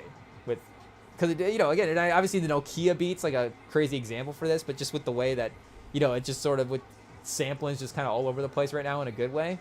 Like, him taking advantage of that would have been fun. But obviously, again, victory lap for Nipsey Hussle as well, too. And where is that considered at for an album? Yeah, only studio album, I was going to say, because, he was heavy with the mixtapes and stuff as well, too. So I didn't know what the classifications were for all of his projects.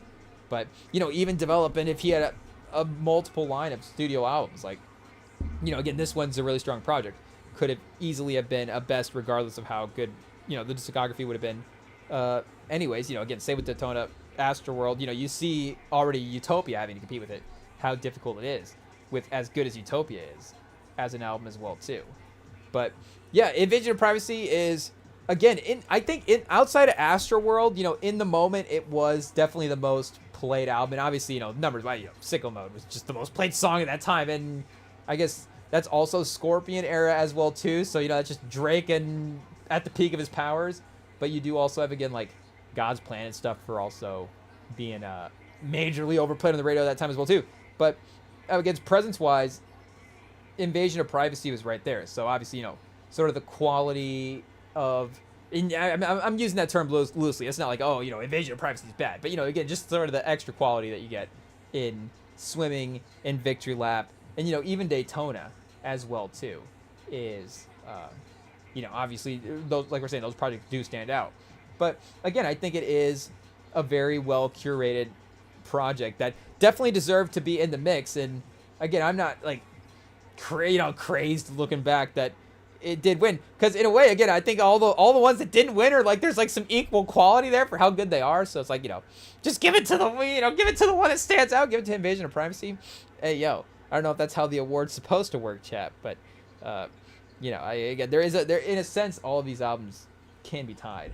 So it did work out in that way. I guess a 4-way tie for the win, or do you have one winner? I don't know how. Again, the math played out in the favor that way, I guess. But I think it, again, shout out, it's great. And the fact, and again, just I guess from that type of sort of hype standpoint, like being again, I guess I don't know if, because the problem is you get some people that are like, this is the one that's like, oh, the Grammys don't mean anything because Cardi B won the Grammy. And it's like, well, again, you gotta, it's a good album. You gotta give her credit. So the actual, like, it's almost like, is she a little like the Jalen Hurts of the Super Bowl winning quarterbacks right now, where it's like, what do you have to do to earn the respect? Major hits, I've got a winning album, like, the commercial success, like, it's all there. But, I guess you could say all there and however you want to say it, but, musically as well too, it's, it's definitely, like we're saying, there's checking a lot of boxes. So if you're looking at, again, sort of the current landscape of who are the ones that are current, and I guess, again, now she gets to sort of kick back up current, and she's been current with the singles and stuff as well too. So it's not like, again, she's gone away, but it is crazy how, how much time it's been since the two releases. And again, it's not like there's been sort of a mixtape or EP or whatever, again, a good amount of singles, some, I guess we could go through like whatever features or whatever. Again, she's been around, but just to have her own sort of full body of work project like that for, again, this many years is quite the wait. And I guess we should just probably play it at some point and see what we are getting ourselves into. It is a little bit of a longer track list than the last one, 23 songs at an hour 10, but we'll see if the extra track list is able to, work here in this time. They go, oh, chat, I'm scrolling through the feature list. We got a Janet Jackson feature. Hey, yo, they've had Poetic Justice on Tubi, and I mean, they've all said on YouTube. So it's like we've just been rewatching that like crazy because that one is, on and off streaming. So you got to make sure to just, I would screen record Tubi next time we watch it, honestly, just to make sure we have it on, have a copy of it. Maybe is that our first DVD buy, chat? Hey, yo, can we get Poetic Justice on Blu-ray? We'll have to be looking that one up. Hey, yo, chat, we should hear this. I guess, I don't know why the speaker is so far across the room, chat. IT, get it closer. It is what it is. Okay, Summer Walker on the open is fun as well, too. And immediately, of course Summer Walker is going to crush. So I don't know, is that the cheat code, chat? Bringing in a strong feature to start the album. We've been seeing some of the other artists do it with West Side Gun. It's like West Side Gun just start off every album, his sort of whatever beat you're going to have him on or whatever, he's bringing to the track just seems to work. So Summer Walker, of course, definitely going to bring that same sort of opening awesome energy, Ayo, as well too. But Cardi, chat, Ayo, and again, I don't know if I'm necessarily the one to know like the timeline of what's Cardi's story since the last two albums, but I know she's probably gonna have a lot of stuff to rap about if she wants to, some people to address potentially as well. So we might have to get the Genius up just to make sure that there's not something crazy that we don't miss. But again, early on, chat, I assume that there's going to be some, again, a baseline of pretty good production on this album. That it's going to be at least a fun trap vibe to listen to. We'll see if it does get maybe a little bit more with some of the R&B slower track type stuff. I don't know where, we do have like a Lizzo feature could go there potentially. I guess, we got Tyla later in the track list. Definitely could go there. Again, that Janet Jackson feature, you don't know. The energy of that track is definitely a couple of different directions that it could go. Oh, chat, we got WAP on here as the 23rd track. Hey, yo, YouTube, are we even allowed to play it on the mute? I don't know. But probably, chat. I guess there's a music video on YouTube, so we're probably not too, playing it on the mute on a live stream is probably not the craziest thing that's ever been done. But I guess that also does make me think. I don't know, that shows us, I guess, like we're saying, we do, but we've also said we're more fans of albums as well, too. So if you're not dropping albums, maybe sometimes you can get left out of, again, just our personal rotation, some of the songs, in a way, just our ability to, are we collecting the singles in the same type of way? It's just our own sort of musical, just our own fault for the way we consume music. So I don't know how many of these have been singles. So maybe that does also, in a way, make me more optimistic for what this album could be. Because if the sort of track list is maybe shorter for, again, whatever the newer album part of it would be. Here, let me see on Spotify real quick. Let me we'll cross-reference the Spotifys on the phone and on the computer and see if we can...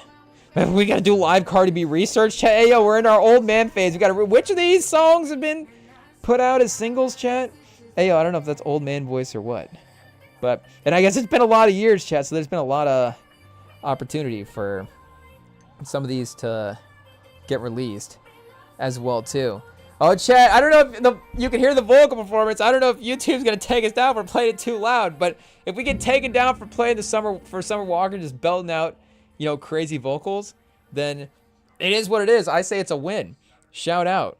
Summer Walker already a win. Again, Cardi B's strong use of features early on. So yeah, like Finesse with Bruno Mars, I guess, not making the cut, but I guess that's from way back then as well, too. Was that released before or after the album? So here we go. Cardi B, solo track, chat.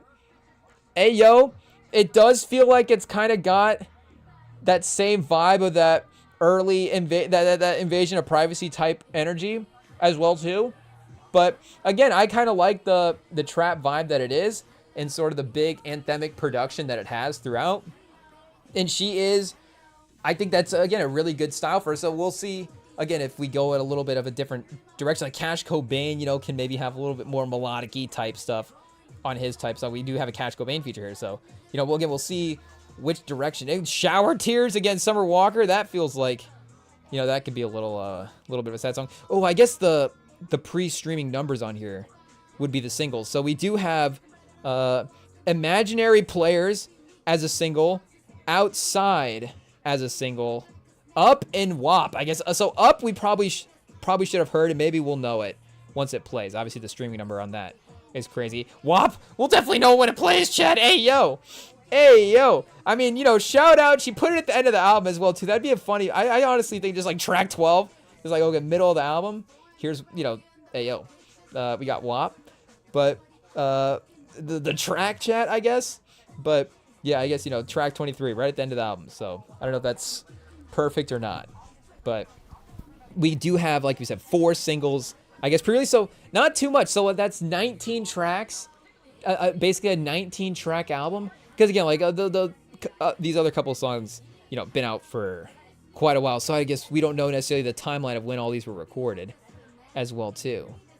But this is fun. I guess Lourdes, who's Lourdes, chat? I don't even know if we're saying this name right or if we're still in our old man phase. Hey yo, so shout out Cash Cobain is the only guy making the cut, chat. It is what it is for this album. No, I guess, you know, definitely no Migos feature. No 21 Savage back. No, you know, I guess, you know, other name like Big X, chat. Big X on the feature list. I guess, you know, has Big X worked with Offset? Like, I don't know what the rules of engagement are for a Cardi B album at this point. But I'm into this track, chat. Ayo, I'm definitely not calling it a skip. Again, I feel like it's sort of, I guess the question would be as well too, like, what do we expect in terms of her, again, in 2026, like production and like progressing forward as an artist? Because in some ways it's the second album, but again, it's like the timeline, you kind of have to maybe treat it as well too, like, do you have to have like a third or fourth album type jump in an album wait that's been this long? Like, I just don't know.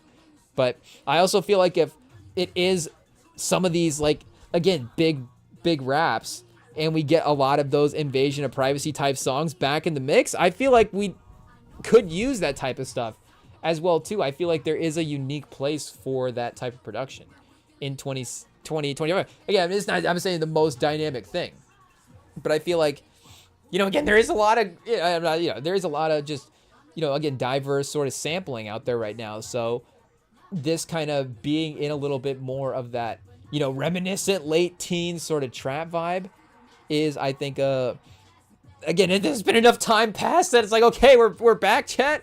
We can use some of this in the mix as well. And, you know, again, we gotta shout out Cardi B, like we're saying, always just being fun to listen to other tracks. You know, the energy, I feel like it definitely been there for the first couple of tracks. So, you know, again, if there's that type of weight, you're like, is that a sign of sort of the artist's inspiration? Are they putting this project out just because? And is that gonna, you know, is that gonna sound like it in the track? Like, can you kind of, you know, the athlete sort of walking through the game, you know, Harden, like, requesting a trade. Like, are we going to get the, you know, Cardi B? I guess you can't really request a trade, but it's like, you know, okay, we're just putting out a project. But again, early on, it does feel like that energy has been brought as well too. So pick it up with Selena Gomez at track 4, chat.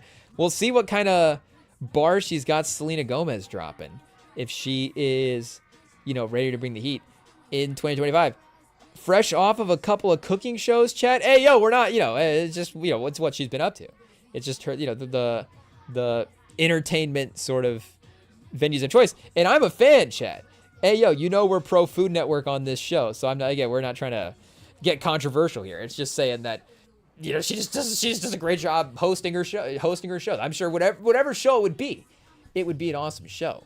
It just so happens to be that's what we're saying. That's the number goes on. Regardless, you know, obviously, again, like we're saying, it's been successful enough to have a couple of different iterations, a couple of different seasons, and I think, you know, obviously she's been crushing that for a while. But back in the musical lane, chat. Hey, yo, And I guess again, she hasn't necessarily dropped off as well too. She's had hits when she pops out. She, she'll still make a banger for sure.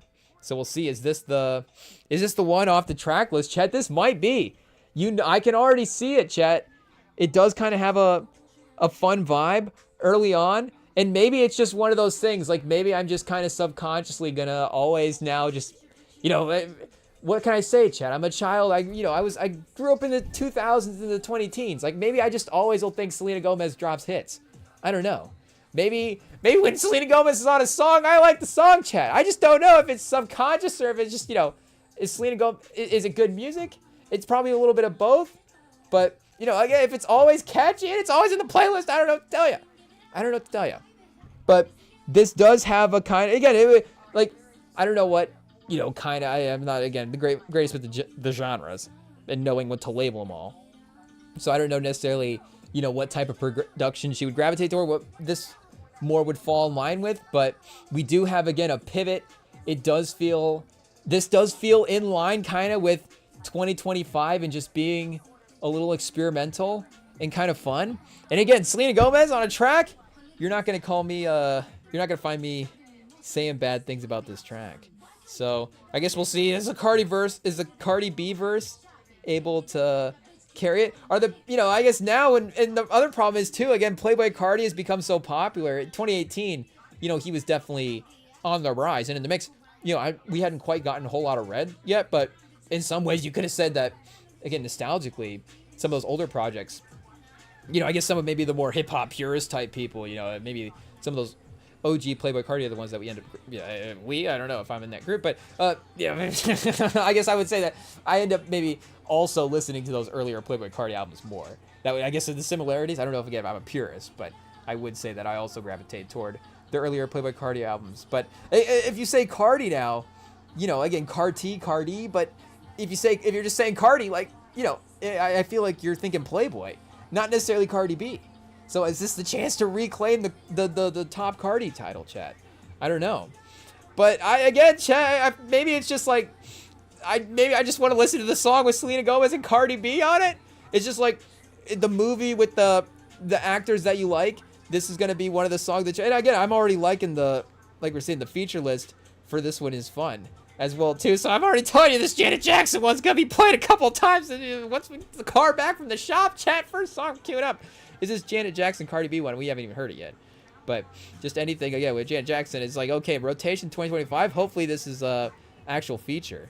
Even if it's a sample, obviously it could be a great sample as well too. So this was a single. I guess I don't know when this was released because Imaginary Players track 5, because the streaming number on this is not as crazy as the other streaming numbers. So again, with Cardi B being popular, you imagine that's only just because of time as well too. But here, do we have to go to the mute to focus on this one, Chat? This one, again, we've gotten some good energy. We got a sort of a pivot in the track list with that Selena Gomez track. So I don't know if this one is just having to follow, a couple of quality tracks as well too. But I'm not necessarily saying we're in skip territory, Chat. But do we have to focus? We have to lock in for a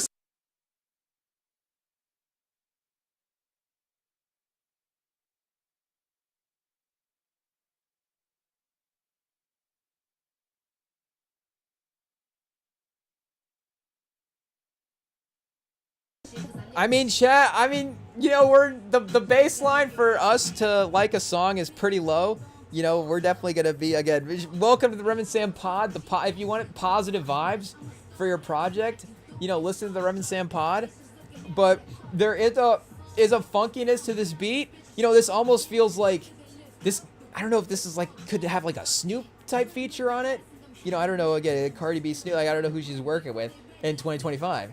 But I feel like that there's a little bit of that kind of old school funky energy to this beat that is pretty fun, and it kind of works, Chat. Hey, yo, and again, you're gonna need to go in a couple different directions here and keep this interesting. But it is pretty heavy bass lines and stuff. So if with the earbuds in, it was kind of the bass just kind of a little muffled for a second. But Yeah, chat. I do think that this, again, I think that maybe I do like the tracks better before this one, but this is a pretty fun track as well too. So Bodega Batty up next, a little bit shorter, I guess, only a minute 44 on that one. We're getting into interlude territory. I guess this is, yeah, just 23 straight tracks, chat. Hey yo, Cardi B not doing interludes, no skits for Cardi B. I feel like she could be good at that though. I feel like that would be maybe, I guess she obviously knows it's on album, so it's not like she's just unaware that's a possibility. But I do wonder if that was actually like kind of pitched to her to be like, hey, if this was a thing that you kind of could, again, Project 3, chat, I don't know if the next project's like, now that we're back, if we're making projects now, like, okay, every year or so we get a new Cardi B album for a couple of years. But I do feel like that would be something that she could execute really well, and she's just a funny person in general, so I don't know. Again, just her crafting them, I think, would be pretty funny, and whatever sort of narrative she's trying to draw in those albums, I think, definitely would work. And again, she's had used some, with track placement, trying to use some storytelling stuff with the previous album in terms of, like we were saying, some of those earlier tracks as well too. So chat, we wanted experimental. We're getting experimental in the middle of the album. Hey yo, we've got like full Cinco de Mayo vibes for Cardi B. Oh chat, we might have to hit the mute. We gotta log in. We might have to stand up and start dancing. Hey yo, this one is in the territory. This is like, I can't like say this is like early Nokia type vibes. Again, I guess I don't know if we're gonna be able to call the hits on this album like we have in the past, but this has those early like, is this good? Like, why am I dancing to this? I still don't know if I like it, but I'm moving, so I guess that means something. So, I want to get up and dance. I don't even really know what this song is, but hey yo, Cardi B, we got a fun track here. Bodega Batty, chat, is it a banger? I think we gotta hit the golden buzzer. And we don't even know what Cardi B's been saying up until this point, but she's snapping on this one, chat. Hey, yo. So this is fun. Again, she's showing up here to play on this album. This is Cardi B not messing around early on. So Bodega Batty, chat. Hey, yo. Best song of the album. I don't know if it's going to hit that territory, but it's definitely a fun track to drop in there in the middle. So again, that's the fun of album experiences, of course, is these different types of vibes. Of course, the vibe that can be shifted and dictated throughout the album is, of course, something you want to see. But a little bit of a pivot, kind of a little bit foot off the gas here on the next track, Salute. So we got the Kalani feature, the Lizzo, another Summer Walker, track 7. So, that third of the way mark, maybe that's kind of how this is, is there kind of a 3-3? I don't know if there's acts, but, I don't know if the shift maybe will take place over that type of period as well, too. But you could kind of see it slowing down a little bit. And again, I don't know if we'll get, because, like, I'm trying to, again, only 13 tracks, it's still, again, like we're saying, really great, for the most part, really great curation, at least for me. Again, I think a lot of the beats on this are pretty fun as well too. But yeah, you don't necessarily get, I think, the same. You don't get any kind of like, I guess Be Careful is a little bit more. I guess you wouldn't call it like R&B, but that is a little bit more of just kind of a laid back sort of. Again, I don't know if laid back is the term for it, but that's more of a chill-ish type production on that song. So, this is that kind of more slower, toned back production that you go for. And again, I don't know if you would ever catch her singing as well too, but I think that's where bringing in the features would be interesting for that. And then it'd be interesting to see her, mixing the verses with the singing tracks as well too. She's obviously featured on other stuff, so it wouldn't be the newest thing in the world, but just for her own sort of album curation as well too is interesting for that. So this is Is this the 23 track list sort of sufferer right here, chat? Because, again, you do have some couple of high energy, unique, fun productions early on that do really stand out. So this is definitely a good track, and definitely one that, again, if I'm just throwing this album on and listening to it, this is not one that I'm like, oh, let me run over to the phone and skip this track real quick. But, and, you know, again, going back, Imaginary Players is pretty fun as well, too. That is a really good 6-track run to start. But I would say this is the first one that is sort of a little bit just more basic in the mix here. So, back with the features is, and we do have, again, some fun production maybe for the artist feature selection. And I do like this beat, chat. Again, we're getting a little sort of darker, emotional with the beat here. Here, we may have to hit the mute real quick to listen to this sample a little closer. Oh, and this is like, now we're using the Kalani vocals again, like that Summer Walker track earlier on. So again, you know, sometimes even like we're saying, the track, where the track plays, like we don't even know how Salute is fitted in between those tracks. So again, Bodega Baddie being a hit, you know, safe, kind of in on this track. Like again, it increases the quality, but you're like, it's a good track. I'm in on the album experience, and it works over the course of listening to all the songs. So this, you know, again, I feel like for the most part, we're getting a little like, kind of that like, almost like Fabio, you know, like the Fabio Foreign type trap-ish production here, in a way. And again, you know, Kalani's gonna crush the vocals as well too. So, you know, another fun track, chat. Hey yo, and I don't know if we got Kalani like on the backing vocals for the sampler, or if we can, you know, look.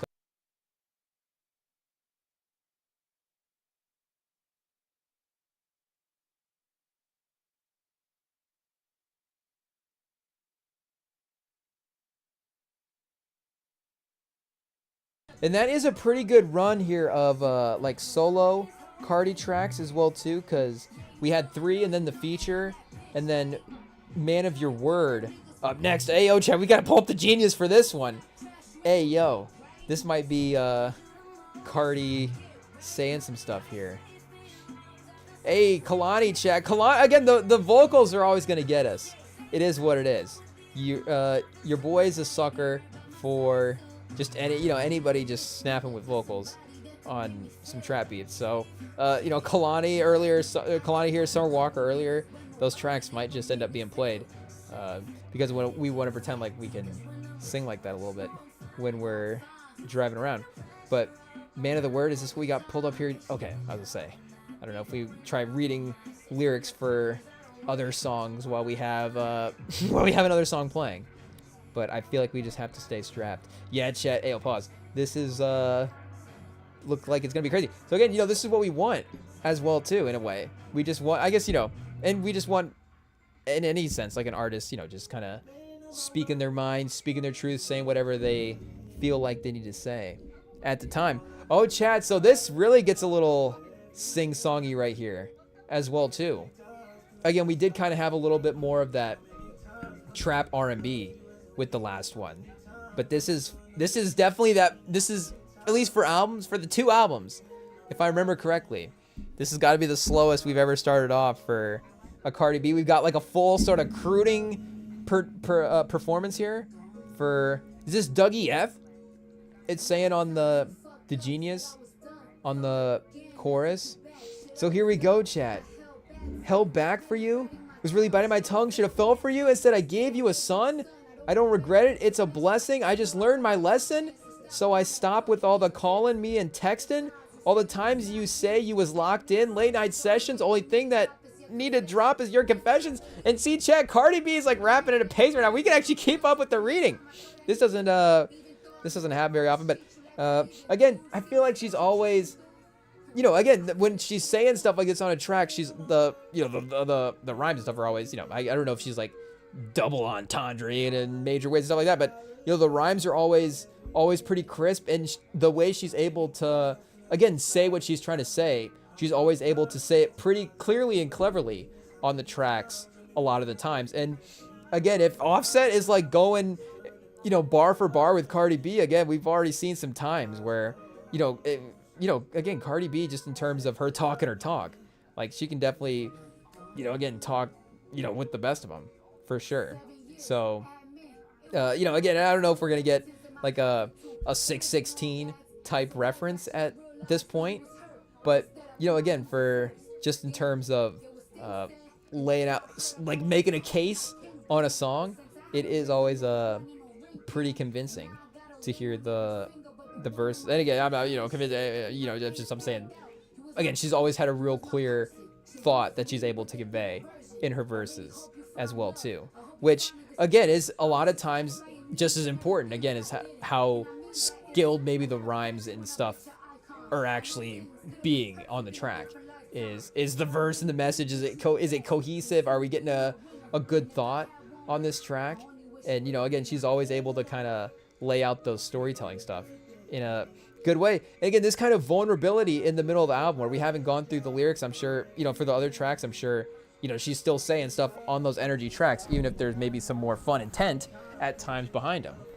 But, again, to get this sort of cut as well too, gives you that experience where you can have fun with the album. Again, you can kind of, I guess, I don't know if this is like a I Get in My Feels type song when listening to this, but it does have, again, unique production for her discography, and good verses, good couple verses on this. And Dougie F is again crushing the vocals on the choruses as well too. So shout out Dougie, I guess Dougie F and Cash Cobain, chat, making appearances. Shout out for the boys. Ayo, not that it's important. It was just again, it was just, I guess, something. I don't know why we even noticed it as well too, chat. Ayo, it is what it is. We still have to be better, but I guess that'll be the last time we bring it up. But now we got Lizzo on the track list, so I guess we should probably know in their their careers when they've collaborated in the past. It feels like a collaboration that has already happened, but if this is again the first feature list, at least for an album for her, and if this is their first collaboration in general, then long ado, and it feels like again good collaborating and picking the right people to work with in this situation.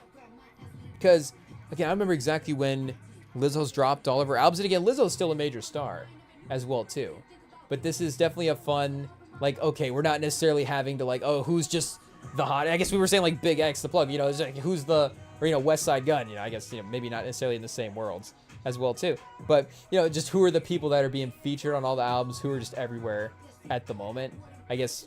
And maybe we're not keeping up with all these people's features runs like we should be as well too. But again, this feels like a good collaboration that was definitely meant to happen. I mean, I imagine there's a remix at some point in Lizzo's career where Cardi B's definitely dropped on a verse at some point here. Let me see. Lizzo, Cardi B. What pops up on Spotify? Oh, Rumors, chat. Of course. Yeah, I was going to say there had to be one as well too. Do we have to cue that up next and listen to it? I mean, Lizzo, chat. Ayo, of course Lizzo drops fun songs. We're going to have the Lizzo hits back into the discography. Hey, yo, chat, are we going to have Lizzo and Cardi B on the aux over the weekend? We just might, chat. We just might. And, oh, chat, we should know what this sample is as well, too. This is, like, iconic. But we've got Lizzo cutting the vocals of whatever it'll have to say on the Genius here. Hey, yo, chat, but that's just what it is, I guess. The tracks interludes, 4 Non-Blonde, What's Up, with a juvenile sing-song bounce sound, balancing Cardi's raw verses on infidelity and disappointment against Lizzo's interesting hook. I guess that's the Genius description for the song. But yeah, four Non-Blondes, What's Up. I guess I would not have known the title or the group, to be honest, of what this song is, but I definitely know that song for sure. And I, is a group like 4 Non-Blondes something that's always in our rotation? Probably not. But again, this song feels like a song that you're definitely hearing a bunch, just playing out at places. So, I always love it when when people sort of cut those same sort of vocals on the new songs like that. And, again, I don't know if, not having a Lizzo verse is obviously, that's a little bit disappointing as well too, but this is amazing Lizzo vocal performance. So, and I guess here I should probably double check as well too to make sure that we don't have a Lizzo verse. I'm just missing it. But yeah, again, on the bridge and the choruses and stuff, she is definitely nailing that. So great use of the sample and Lizzo on that as well too. That's fun, and definitely the most notable sample. Again, I feel like sampling for her, I feel like if we went back, like that's definitely got to be a sample for something here. Let's see if we can look that up real quick. But I wouldn't say it's obviously something that's been like, probably like the backbone of her discography, but definitely good mixing it in there. Oh, okay, Chad, I am wrong. So I guess, just obviously, okay, you sample songs we don't know. So obviously then you're not sampling. But, yeah, I guess we don't necessarily have to go through the whole thing here and see what the history for that is. But yeah, again, fun mix of it there. So back to and Summer Walker, I guess, gets a fun track to see what the performance is here, because this is a little bit, again, obviously if you guys are hearing in the background, a little bit bouncier. We got the fun bass sort of warps going on. This is another win again for the beats. Again, Cardi B always working with the best. I don't know who the label situation is and what we got for producers, but again, with Summer Walker on the track, it's going to be difficult for this track to not be a win, chat. Hey, yo. And the production on this one is pretty fantastic as well, too. Really fits Summer Walker's vibe. And, again, I don't know if we're just saying, okay, it's a Summer Walker track. It's a great track. Hey, yo, chat. But it's a perfect balance so far of verse and choruses, and this is exactly what we were asking for that sort of middle track as well too. She's brought the vocal performances in. She's been mixing her own verses in with those, and the production choices as well too has been really good. Again, Lizzo is in competition for the best performance so far in terms of that. It is definitely interesting though that, again, it's definitely the one that's, again, I would say non-original as well too, but I think you get what I'm saying there as well. Just not get her on like a new hook or a new verse in a type of way. But I want to go back and just hear her belting out those last couple of just that last bit of the track as well too, when the energy really steps up.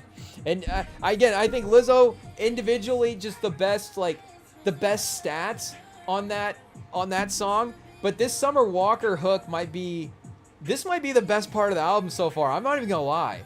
This is pretty catchy. I mean, again, Summer Walker, the hit rate's there for sure. She's one of the elites, but this is a high point of the album, chat, on track 11 as well too. So the album's still getting better. Again, we'll see if the curation has just been on point to have a lot of those, to really stack the album with, maybe knowingly some of the better tracks. We'll see. Obviously, some of the longer albums, we've seen that in the past. Wouldn't be totally shocking. But for the variety and the continued, again, sort of song building excellence here, like, that is up there with, again, just sort of the best, maybe pure, again, the sort of song structure crafting that Cardi B has had. And again, obviously, it's just the catchiness of that Summer Walker hook as well, too, is going to carry a lot. And, hey, yo, chat, we should mention, hey, yo, the Liberty, 53-56, they've really fought back in this game. Alyssa Thomas is mad about something. Did she just draw a foul? I think she just picked up a charging foul. So, I don't know how we're talking over this track, chat. Hey, yo, the energy is back. I feel like Cardi's probably got somebody else in the, in the sights here. But the aux ability is the aux chord part of the album has returned. We got to do a quick check and make sure that we got this playing at the right volume. I don't know if this is the right point, but hopefully YouTube is still allowing us to go on, chat. Ayo, I imagine we're following the rules okay. But, you know, I guess if we have to, we're already thinking and committing, maybe not committing, but we're already thinking about the moves, not obviously fully to other places, but not away from YouTube, but add on, because it would, again, I obviously, you know, we got takes on the album as it goes, but to be able to actually have the songs be able to be a, you know, this like, okay, this is what's actually happening here, I feel like would be beneficial as well. So okay, chat, this middle flow that Cardi just caught right here, that is when she gets into sort of that kind of double time fast stuff over some of these beats, she can just really, she can glide for a while, chat. I don't know if that's a pause, but you know, ayo. You know, I don't know, ayo, Cardi B can ride a beat for a second. Whoa! It is what it is. I'm just saying, if we're talking rapping skill here, when she is in, she can hit those smooth flows, and I gotta say, again, it really is catchy. So, I don't know what happened, you know, earlier on, I feel like we did get a little bit of a switch into a different energy here. I was sort of talking over the early part of the track. But yeah, and again, this is, you know, wouldn't call it like revolutionary. You know, we still got kind of the, you know, fun sort of basic trap bass, you know, all the, you know, so I don't even know what the sort of sample line is here as well. But just to, you know, again, we haven't, with the sort of mixing it up earlier on as well, I feel like she hasn't necessarily caught this flow in the same way in the album. Again, we're also out of that sort of more little R&B-ish type stretch of the album as well too. But like Salute, Bodega Baddies, I feel like Bodega Baddies again was a little bit more of a kind of a chaotic-er, is that even a word? I don't know if that's, you know, I just get canceled for saying that, but a more chaotic energy in that track in a good way. Again, I said we were really vibing with it. But I guess we'd have to go back to maybe like Hello or Magnet, maybe on one of those. But I felt like those were more of the, you know, again, a little bit more of her working her way through those verses than just the, like a little bit more of the fast rap type stuff. So, you know, we're still cooking here, chat. Cardi, she set the bar pretty high with 23 tracks at this point, though. But again, halfway through the album, and, you know, I guess I feel like we were in this kind of same place with maybe the Offset album. I'm trying to remember which one we listened to recently. I guess, you know, ayo, I don't know if these are the two albums we want to compare. Maybe they are, chat. How long was that one? Pause. We got ayo, 18 songs, 52. So that one's honestly pretty good. I'm trying to remember, was it one of the ones from that night? Maybe it was Supreme Clientele 2, I'm not sure. But one of those 20 song ones, it was like, hey, we're like kind of halfway through this, and, you know, for the most part, we are not necessarily hearing a ton of misses. So again, you know, we still got quite, you know, again, 23 tracks, we still got almost a whole album to go in a way at this point. There's still a chance for, it's like, okay, if we could throw the whole thing on, listening experience, like what happens here.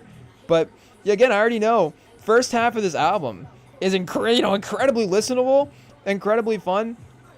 The energy throughout is, like we're saying, a couple of different changes in vibes, and the mixing in of the solo of the features with the solo tracks, because again, she just not even stacking that many features throughout. How many do we have? 1, 2, 3, 4, 5, 6, 7, 8. I guess 9, 10 listed. So I guess that's about half. Okay, so that's just again, sort of strategic placement throughout, because then you do also have, what was it, Dougie F on the Man of Your Word chorus as well too, and that's not listed here on the Spotify.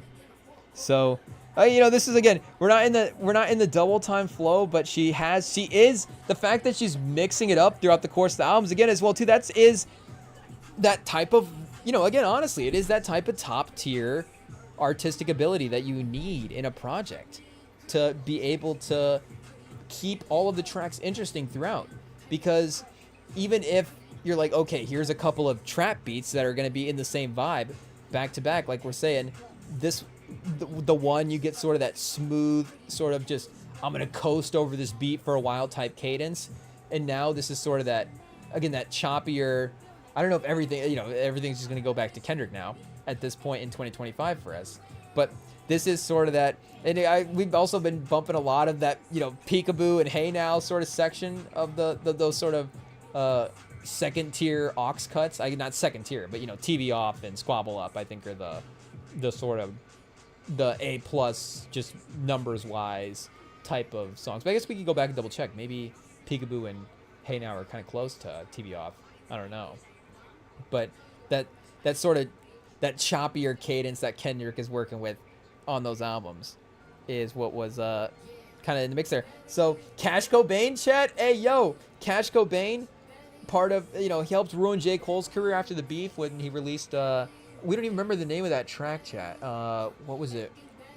One Gone Delilah, was that the Drake, chat? What was the name of the J. Cole track? Hey yo, that's not even good that we don't even remember. At least One Gone Delilah had like a memeability to it. Like maybe that was like the foundational track for Nokia, chat. We didn't even realize it. One Gone Delilah. It's actually a historical track. But I actually forget the name of the Cole track. That's not good. Hey yo, chat. We guys have to go back. Make no mistake, it's on the Cole Spotify. We can double check it. Hey yo. But yeah, we'll see, if he's potentially responsible for messing up the Cardi B album as well too. I don't know if he's production on this track. I don't know. But we do kind of have a sort of an ethereal, I guess, I don't know if that's the right way to describe it, type vibe here. Hit the mute real quick.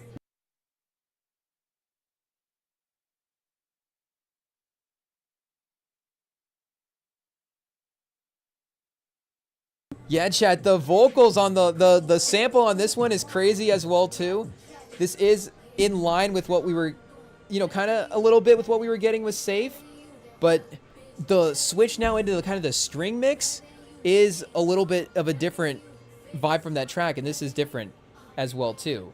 But a little bit more in that sort of, again, obviously that Cash Cobain type lane as well. I guess we didn't necessarily see if he was on production, but this isn't too maybe much into some of that side as well. Vinyls, chat, on the production for this, and FNZ. So, it's locked in. I guess we don't necessarily know. I don't know if they're like EP in this as well too. We pull up another one here and see what's going on. Oh, what's going on? Produced by DJ Hardwork. Shout out Philip Constable, chat. Hey yo, do we go? What was the other one? Oh, Bodega Baddie was fun. Wait a second. Let's see who we had on that. Oh, no credits on that one yet. So yeah, this is also again a really great beat. Cardi B is crushing right now with the curation and the selection. And we are going to, I guess, get a sort of more traditional feature verse from Cash Cobain. Kind of, AO pause coming in at the last. AO. It is what it is. But let the beat just kind of, AO, hang there for a second, chat. I thought maybe we were going to get the Cash Cobain vocals. Did I miss them? Was he like a little bridge earlier on? I mean, again, I wouldn't say I'm like a Cash Cobain guy, but I'm curious to see what's going on here. What's the role? Oh, here we go. Cash Cobain, he's got the ball, chat. Hey yo, the screen, the pick and roll. What play are we running here? Do we have a little bit of a beat change? And he is, of course, we're getting a little bit more the singing stuff. Again, this could be Don Toliver as well too, but we got Cobain. But this is, I feel like, kind of how maybe Don Toliver would attack this. I don't know if, that's a lot of what's going on, but also I do, at least for this track, think it works as well. And I'm not saying, like, do we not want him rapping on the track? But again, Cardi B can carry, I think, from a verses standpoint. If she's got 23 tracks of, verses to say stuff, then, she can take the shots. So you need the other elements to be able to complement what she does, and to be able to sort of write out this beat on those Cash Cobain vocals as well too. That's honest. See, that's perfect, chat. Because again, she's been the mixing between the vocals and the verses has been there, but that was a good use of just, that was a, again, a very beautiful, luscious sort of chill beat, and to just have a sort of chill vocal performance to to, again, end that track on is fun. And then we get a nice little beat drop on this one, chat. Again, we're still kind of late night drive as well in this. Maybe we get a little late night drive just in general, maybe on this B-side. Who knows? Until we get to WAP. Maybe WAP is super late night. I don't know. Is that early morning drive? I don't know what time of the day that is. But, yeah, again, shout out. I don't know if we're saying the name right. Probably just Lords, right? Lourdiz. Lords, who, again, handles, I guess, the vocals earlier on in this track. I will say one other sort of, I guess, if we were getting real technical about the stuff here, and this really might be a 2025 critique. I don't know if that, is legit or not, but I'm sure you guys can hear it as well too in the background. But there has, and again, this is like the smallest of, of things to critique for the album. So this is the problem. Again, the album's really winning as well too. We don't really have a problem with it if this is the problem. But there has been a definite stop and start in a lot of the tracks. And again, that's not a bad thing. Obviously, a lot of the albums in streaming, in the way that, Spotify has with sort of the auto mix playback that you can have between your tracks in the playlist. If you're playing full albums, again, it doesn't necessarily do that sort of overlap in the tracks. It'll play just the tracks, just the full track back to back to back. So it relies on whatever the actual transition in the album is. And again, a lot of the songs have had very distinct, just cut off endings. And I wouldn't say we have had necessarily a great flow into the, from just that actual transition point from track to track. Like this one, I think was actually a little, one of the more effective because it did have a drum kick in kind of early. And again, we're still kind of in the same sample vibes of the last track. But I feel like in 2025, that has been something we've been a little conditioned to. And it's not even that every song has to, again, like DJ transition into the next one. But there's been I guess, 2025, we can't have any silence, chat. Ayo, sound 24/7. But there's been a couple of times where it has felt like, again, there's been an end to something. And I feel like in a lot of the albums now, even again, when a song doesn't necessarily flow into the next song directly, like in a Weekend or a Playboy Cardi, or I guess, who else is nailing transitions in their albums at this point? A lot of people are. Again, it's something that is definitely a little bit more at the forefront in 2025. But again, like GNX is not necessarily an album that has like a, if I remember correctly, like a crazy sort of transition from song to song. But again, it has a sort of a good flow, and I feel like you never really get sort of like a super dead break in between some of the tracks. But yeah, again, the flow from the individual track to track has been good in itself. It's just like that actual sort of transition point on the album has been a little bit maybe more definitive than it has been in 2025 in the past. Or maybe, I don't know, am I so locked in on listening to the shuffle auto mix at this point that again, maybe it's just very distinct. But even like right there, I don't know, just like that extra second lag. Like I feel like, again, even like the JIT album that we just got was not necessarily, transitioning every song. It's not like one seamless. It's not a one take. 1917. Every song is one take on this album, but there is a seamlessness to throwing on the album, and it just kind of plays. It doesn't necessarily have that, again, sort of distinct track to track type feel. But hey, yo, chat, we got another kind of sampled flow here from Cardi B on this track. Hey, yo, we got the top notch hoes. Hey, yo, get the most, not the less. I don't know if that's the bar we should have said right there, chat, but hey, yo, that's the bar it is. So it is what it is. But yeah, shout out, of course, for the homage there. That's fun. Back into the trap vibes. And, that the sort of horn-ish production from earlier on. But again, it is obviously a stacked track list. Make no mistake.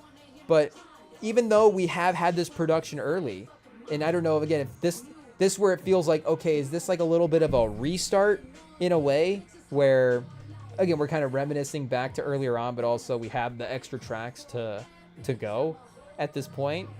But again, in terms of variety, it hasn't felt like, oh, here's another one of these type of tracks, because there's been that good mix leading sort of back to this energy. Even, again, the sort of trap beats that we got with Outside and Pretty Petty. Ayo, chat, what's the name of this track? Outside and Pretty and Petty.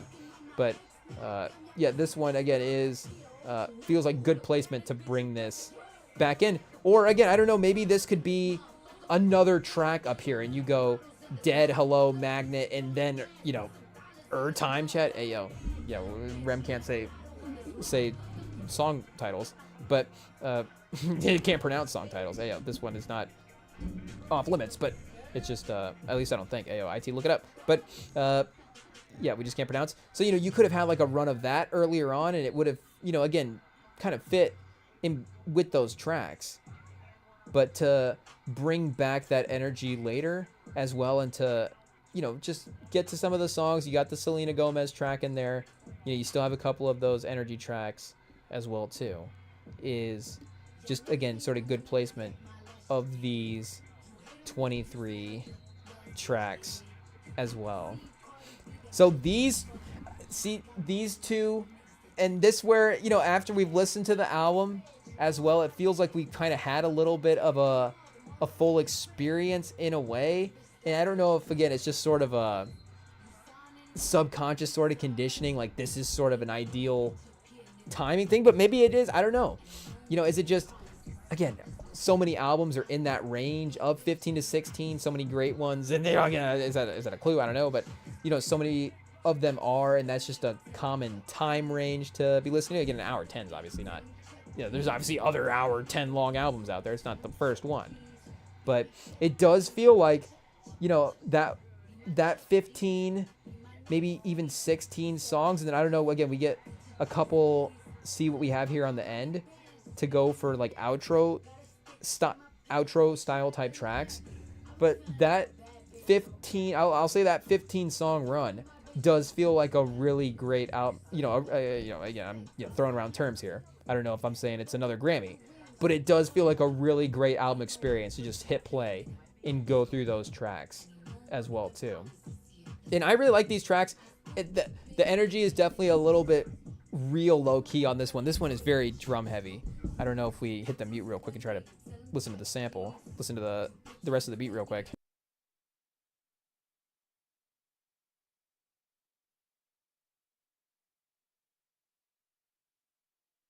Yeah, it was just it's just a little simple on the beat side of things.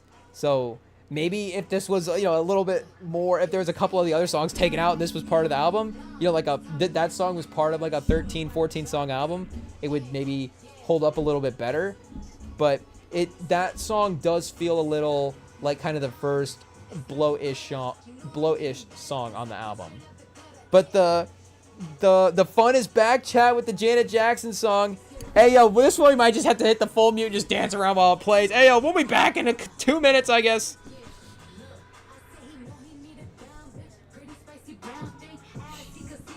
Yeah, oh, we're not even on the mute. Hey, yo, we might have just gotten taken off of YouTube. I don't even know. Hopefully we got back talking in time. Okay, we got to check real quick. I just looked down and realized we weren't on mute. We're going to have to hit the mute to do the check just to make it up.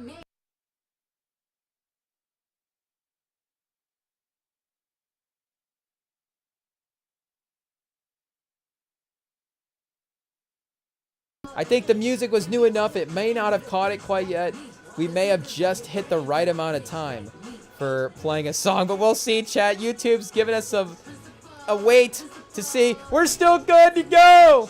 Let's go, chat. I don't know if we want to walk the tightrope in the future and just not play the mute, but for now, we're good. Cardi B's album's a win all the way around, chat. We can listen to it because it's good, and we can listen to it because we haven't got to take it out. Let's go. Peter Tracker. Janet Jackson just got us hyped up, chat. It is what it is. I don't know what to tell you. I mean, it's live, chat. You know, check the tapes. Go back. Anytime Janet Jackson is in the room musically or on the TV screens, again, shout out Poetic Justice. You know, if I say the energy is in the room, that's wild. you know, I'm trying to be professional here. Obviously, that's just you know, just the feeling of like, oh, you know, pause, ayo, like this is, you know, a person's entertainment we enjoy. But obviously, you know, again, the vocal sample definitely cool so far. But hopefully we're not gonna. I just looked at the runtime. Okay, wait, do we have to go back? Did I just talk over a verse, chat? Hey, yo. Wait, let me go check the Genius real quick. Was it just... I figured that's what was going to happen. Hey, yo. I knew it was just a tease. It is what it is. Wait, was that Principal? I think the features are not listed here on the Genius. Yeah, starring, hey, yo. Janet Jackson. Shout out. So, yeah, chat. Hey, yo. It is what it is.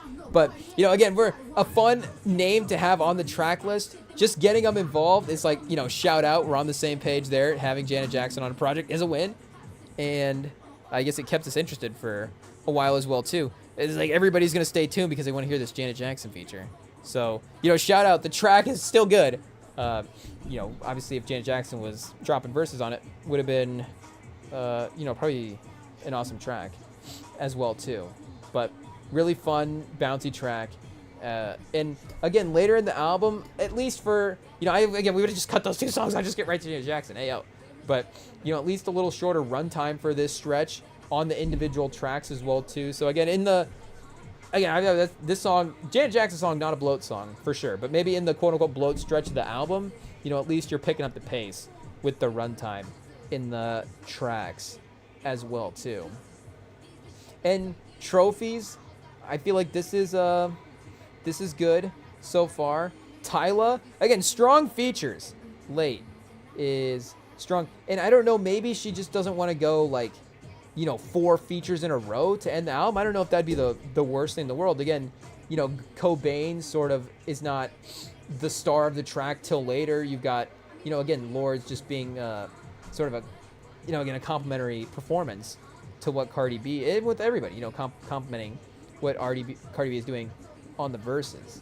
So I don't feel like necessarily you're taken away in that type of way as well too if you're stacking with features throughout. Because again, I do like the order of the songs as well. And I'm even saying, you know, we were not necessarily sold in Salute, but leave it in, chat. Pause. Whoa! Hey, yo. But if we were, I guess we're... But then that does give you, I guess, 2 Cardi tracks, 4 out of 5 there to start, you know, 4 out of 6 to start the album instead of 4 out of 7, and then you go into a little bit of a feature run, is, you know, again, not, I wouldn't say not too aggressive with the way that they're being, with the way that the features are being used in the album, but yeah, again, I'm not against cutting out, you know, I'm not against keeping that song in as well too, in an ideal track runtime, and just playing all these songs are really great as well, and. Again, I won't necessarily have to skip 2-minute 1 track check, please, to get to the Janet Jackson feature. You know, I guess we can be patient and wait to the track list, can't we, chat? Hey, yo, check back when we save all the songs into the playlist. It is what it is. Okay, Nice Guy, Tyla. Let's go, chat. Let's see what we get here. I don't know if this is... I feel like for Tyla's production throughout her discography, like I would know her hits. I wouldn't necessarily know like what she consistently gravitates toward. You know, we need to go through. We'll throw on the Tyla albums this week, chat. Hey, yo, you got us. Okay, you talked us into it. We'll listen to her. But again, I don't know if where this beat would line up for her stylistically. But you know, again, vocally, she's gonna be able to perform on any type of track. And it is kind of a, you know, we got kind of a little bit more of a slower, bouncy, you know, a mid-tempo, I guess, bouncier track for this one. Nice Guy as well, too. I feel this is, I mean, again, on all these, but I feel like this one might be another lyrical one as well, too. I feel like Nice Guy, it's just like, okay, wait a second. That might be something we need to take a look at here. If I had to go 24 hours without him, I swear I would die. Whoa, she's locked in and loyal, chat. Ayo, love to hear it. We go to the court because he got a case in the feds. I swear to God, I would lie. I would if he get knocked and come home saying we Muslim. I guess we need to go back and hear the bar because I'm not gonna be able to read the word. Rem can't pronounce words. Allah Muhammad. I see. I just again I don't want to be disrespectful in the attempt. Ayo. So I'm not trying to be disrespectful. So, but I guess Muslim rhyme word. But I guess ayo. Shout out. So I thought maybe she'd be talking talking on this one, but it does seem like nice guy she's actually talking about a nice guy. So that's fun as well too. Shout out.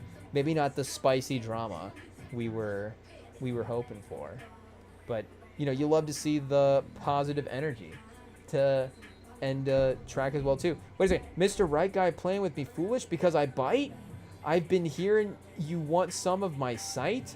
Come stay with me for good because I want you for tonight. And I feel like maybe the songwriting has maybe gotten a little more, again, Mr. Nice Guy, fun track. But, and not to say that, again, her feelings about a Mr. Nice Guy, she could definitely, this could be legit, I guess, in what she's writing, for sure. But I feel like there's a little bit more conviction as well earlier on in some of the tracks. Yeah, see, chat, it says the track blends Afro-inspired rhythms with trap production. I mean, I definitely see it as well, but I don't know if it quite leaned into maybe the Afro production, maybe the way I would have liked. Again, she is using a lot of, obviously there's, some other track cuts on this song. So to have Tyla on a feature again, maybe would lean more into that style of production. But it was still a fun track for sure on the track list. Tyla is going to be, a difficult one to skip in the future for sure. So and again, I don't know if that's, like I'm saying, our just own subconscious timing, or if there is maybe there is just a legit sort of line in the album, but it does feel like cohesively as well too. Again, there has been, that good sort of, a couple of Cardi tracks, you get a feature, a Cardi track feature, Cardi tracks, and then we get the solo, the singles at the end. So, the 21 tracks and then the two singles, I guess technically like a little deluxe maybe on the sort of initial release as well too. But yeah, again, that, I'm not trying to be, emphasize this to not be critical of the last part of the album. I think the last part of the album, again, there's definitely a lot of quality here as well too. And when you're running 23 tracks, I mean, again, that's a tough track list to be able to hold up throughout the entire time. But again, she really, nailed the first 15 tracks are a really, really fun album. And again, that 13 track run in Invasion of Privacy that she had, again, was a Grammy winning level. In, I guess the voters might as well do it. Regardless, a really good quality, 13 tracks, really consistent quality throughout that project. And throughout this runtime as well too, is able to, replicate that over the course of that amount of tracks as well. Now, so yeah, I'm not necessarily saying this is like a fourth quarter situation, because I do feel like, again, while this is the full album is 23 tracks, she did make a full album that is really, really good in those, like we were saying, that run of, and again, it's not just we're picking out the tracks, because we've done this with I guess Drake albums in the past, or name any other maybe 20 plus track albums that maybe not every song, I guess shout out Drake, but not every song is a hit. But again, you're let me pick a bunch of these songs out, and you're like, oh, okay, I have an album's worth of songs that I like. It's just maybe these couple of ones I'm just maybe overemphasizing in some type of way. But again, it's the individual, it's the sequence, it's the actual run that she had in the album is really good. You can press play and let it play, and that is a really good listening experience through those runs again, and even still later as well too. But it does even feel a little, again, kind of deluxe, these songs kind of being a little bit more, again, I want to say random as the word, but I guess that's just the one we'll go with for now. And this outro right here, honestly, I would say, again, it is what it is. Sorry I guess we would keep the Janet Jackson track just because we have to. We're not we have to, but we just, for us, we have to keep any track with Janet Jackson list on it. But sort of, again, the dark energy of the production on this track, and then you get Cardi B, kind of a smooth sort of outro vibe on this track. This is a great way to end it. And again, that's not the actual end of the album, but we know that these two songs, we know what they are, and sort of the nature of those songs. But when we hit mute for that, but this is a really strong album from Cardi B all the way around. You got to give it up, chat.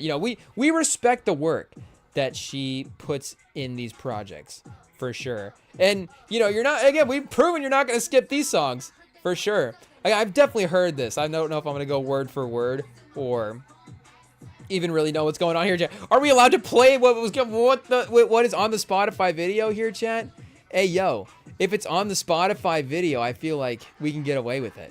But just in case, we'll run it both ways. We'll play it for a second. We'll play it not for a second, just to cover all our bases. So yeah, shout out, chat. Hey, yo, we had a good time listening to the Cardi B album. Thursday Night Football rerun, chat.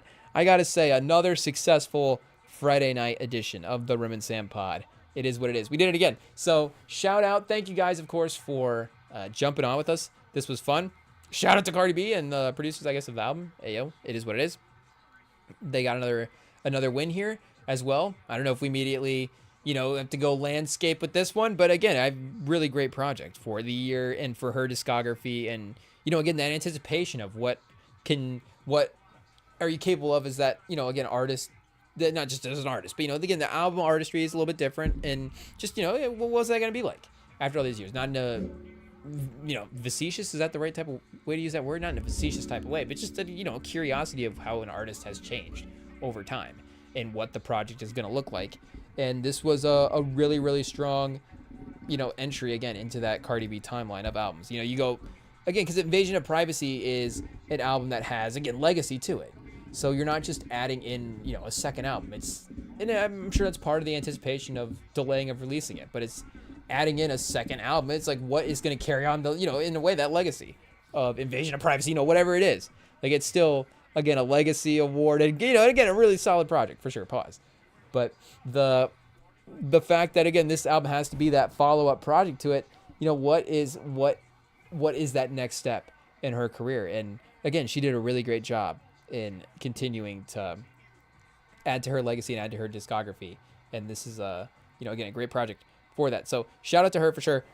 Great to see her back competitively, again, in the mix as well. I guess we say competitively, but also non-competitively, but it's just a fun way to say it, I guess, at times as well too. Sorry, Tyler, we're not trying to get you mad, but yeah, shout out. Like we were saying, you can join us here Sunday watching NFL games. We're looking forward to see, the Colts. I guess everybody thinks we're gonna lose our first game this year, and I guess the fact that now it's like, hey, wait a second, we're good. We're not gonna lose the Titans. The Titans are bad. We're just because we're on the road on division and we haven't lost yet. We look too good, and Daniel Jones is our quarterback. Like, obviously, those aren't like things that are gonna matter. So we'll take that game pretty easily. But now that's the time. Then we're set up to be disappointed now because of Chat Wop is playing. Hey, yo, now we gotta go. YouTube's gonna take us down. It is what it is. Shout out. We can't dance to this on the live stream. We gotta cut the camera. So yeah, follow us on the YouTube. Follow us on the podcast feeds. Message us on Instagram. We'll be back Sunday. Enjoy the rest of your night. See ya.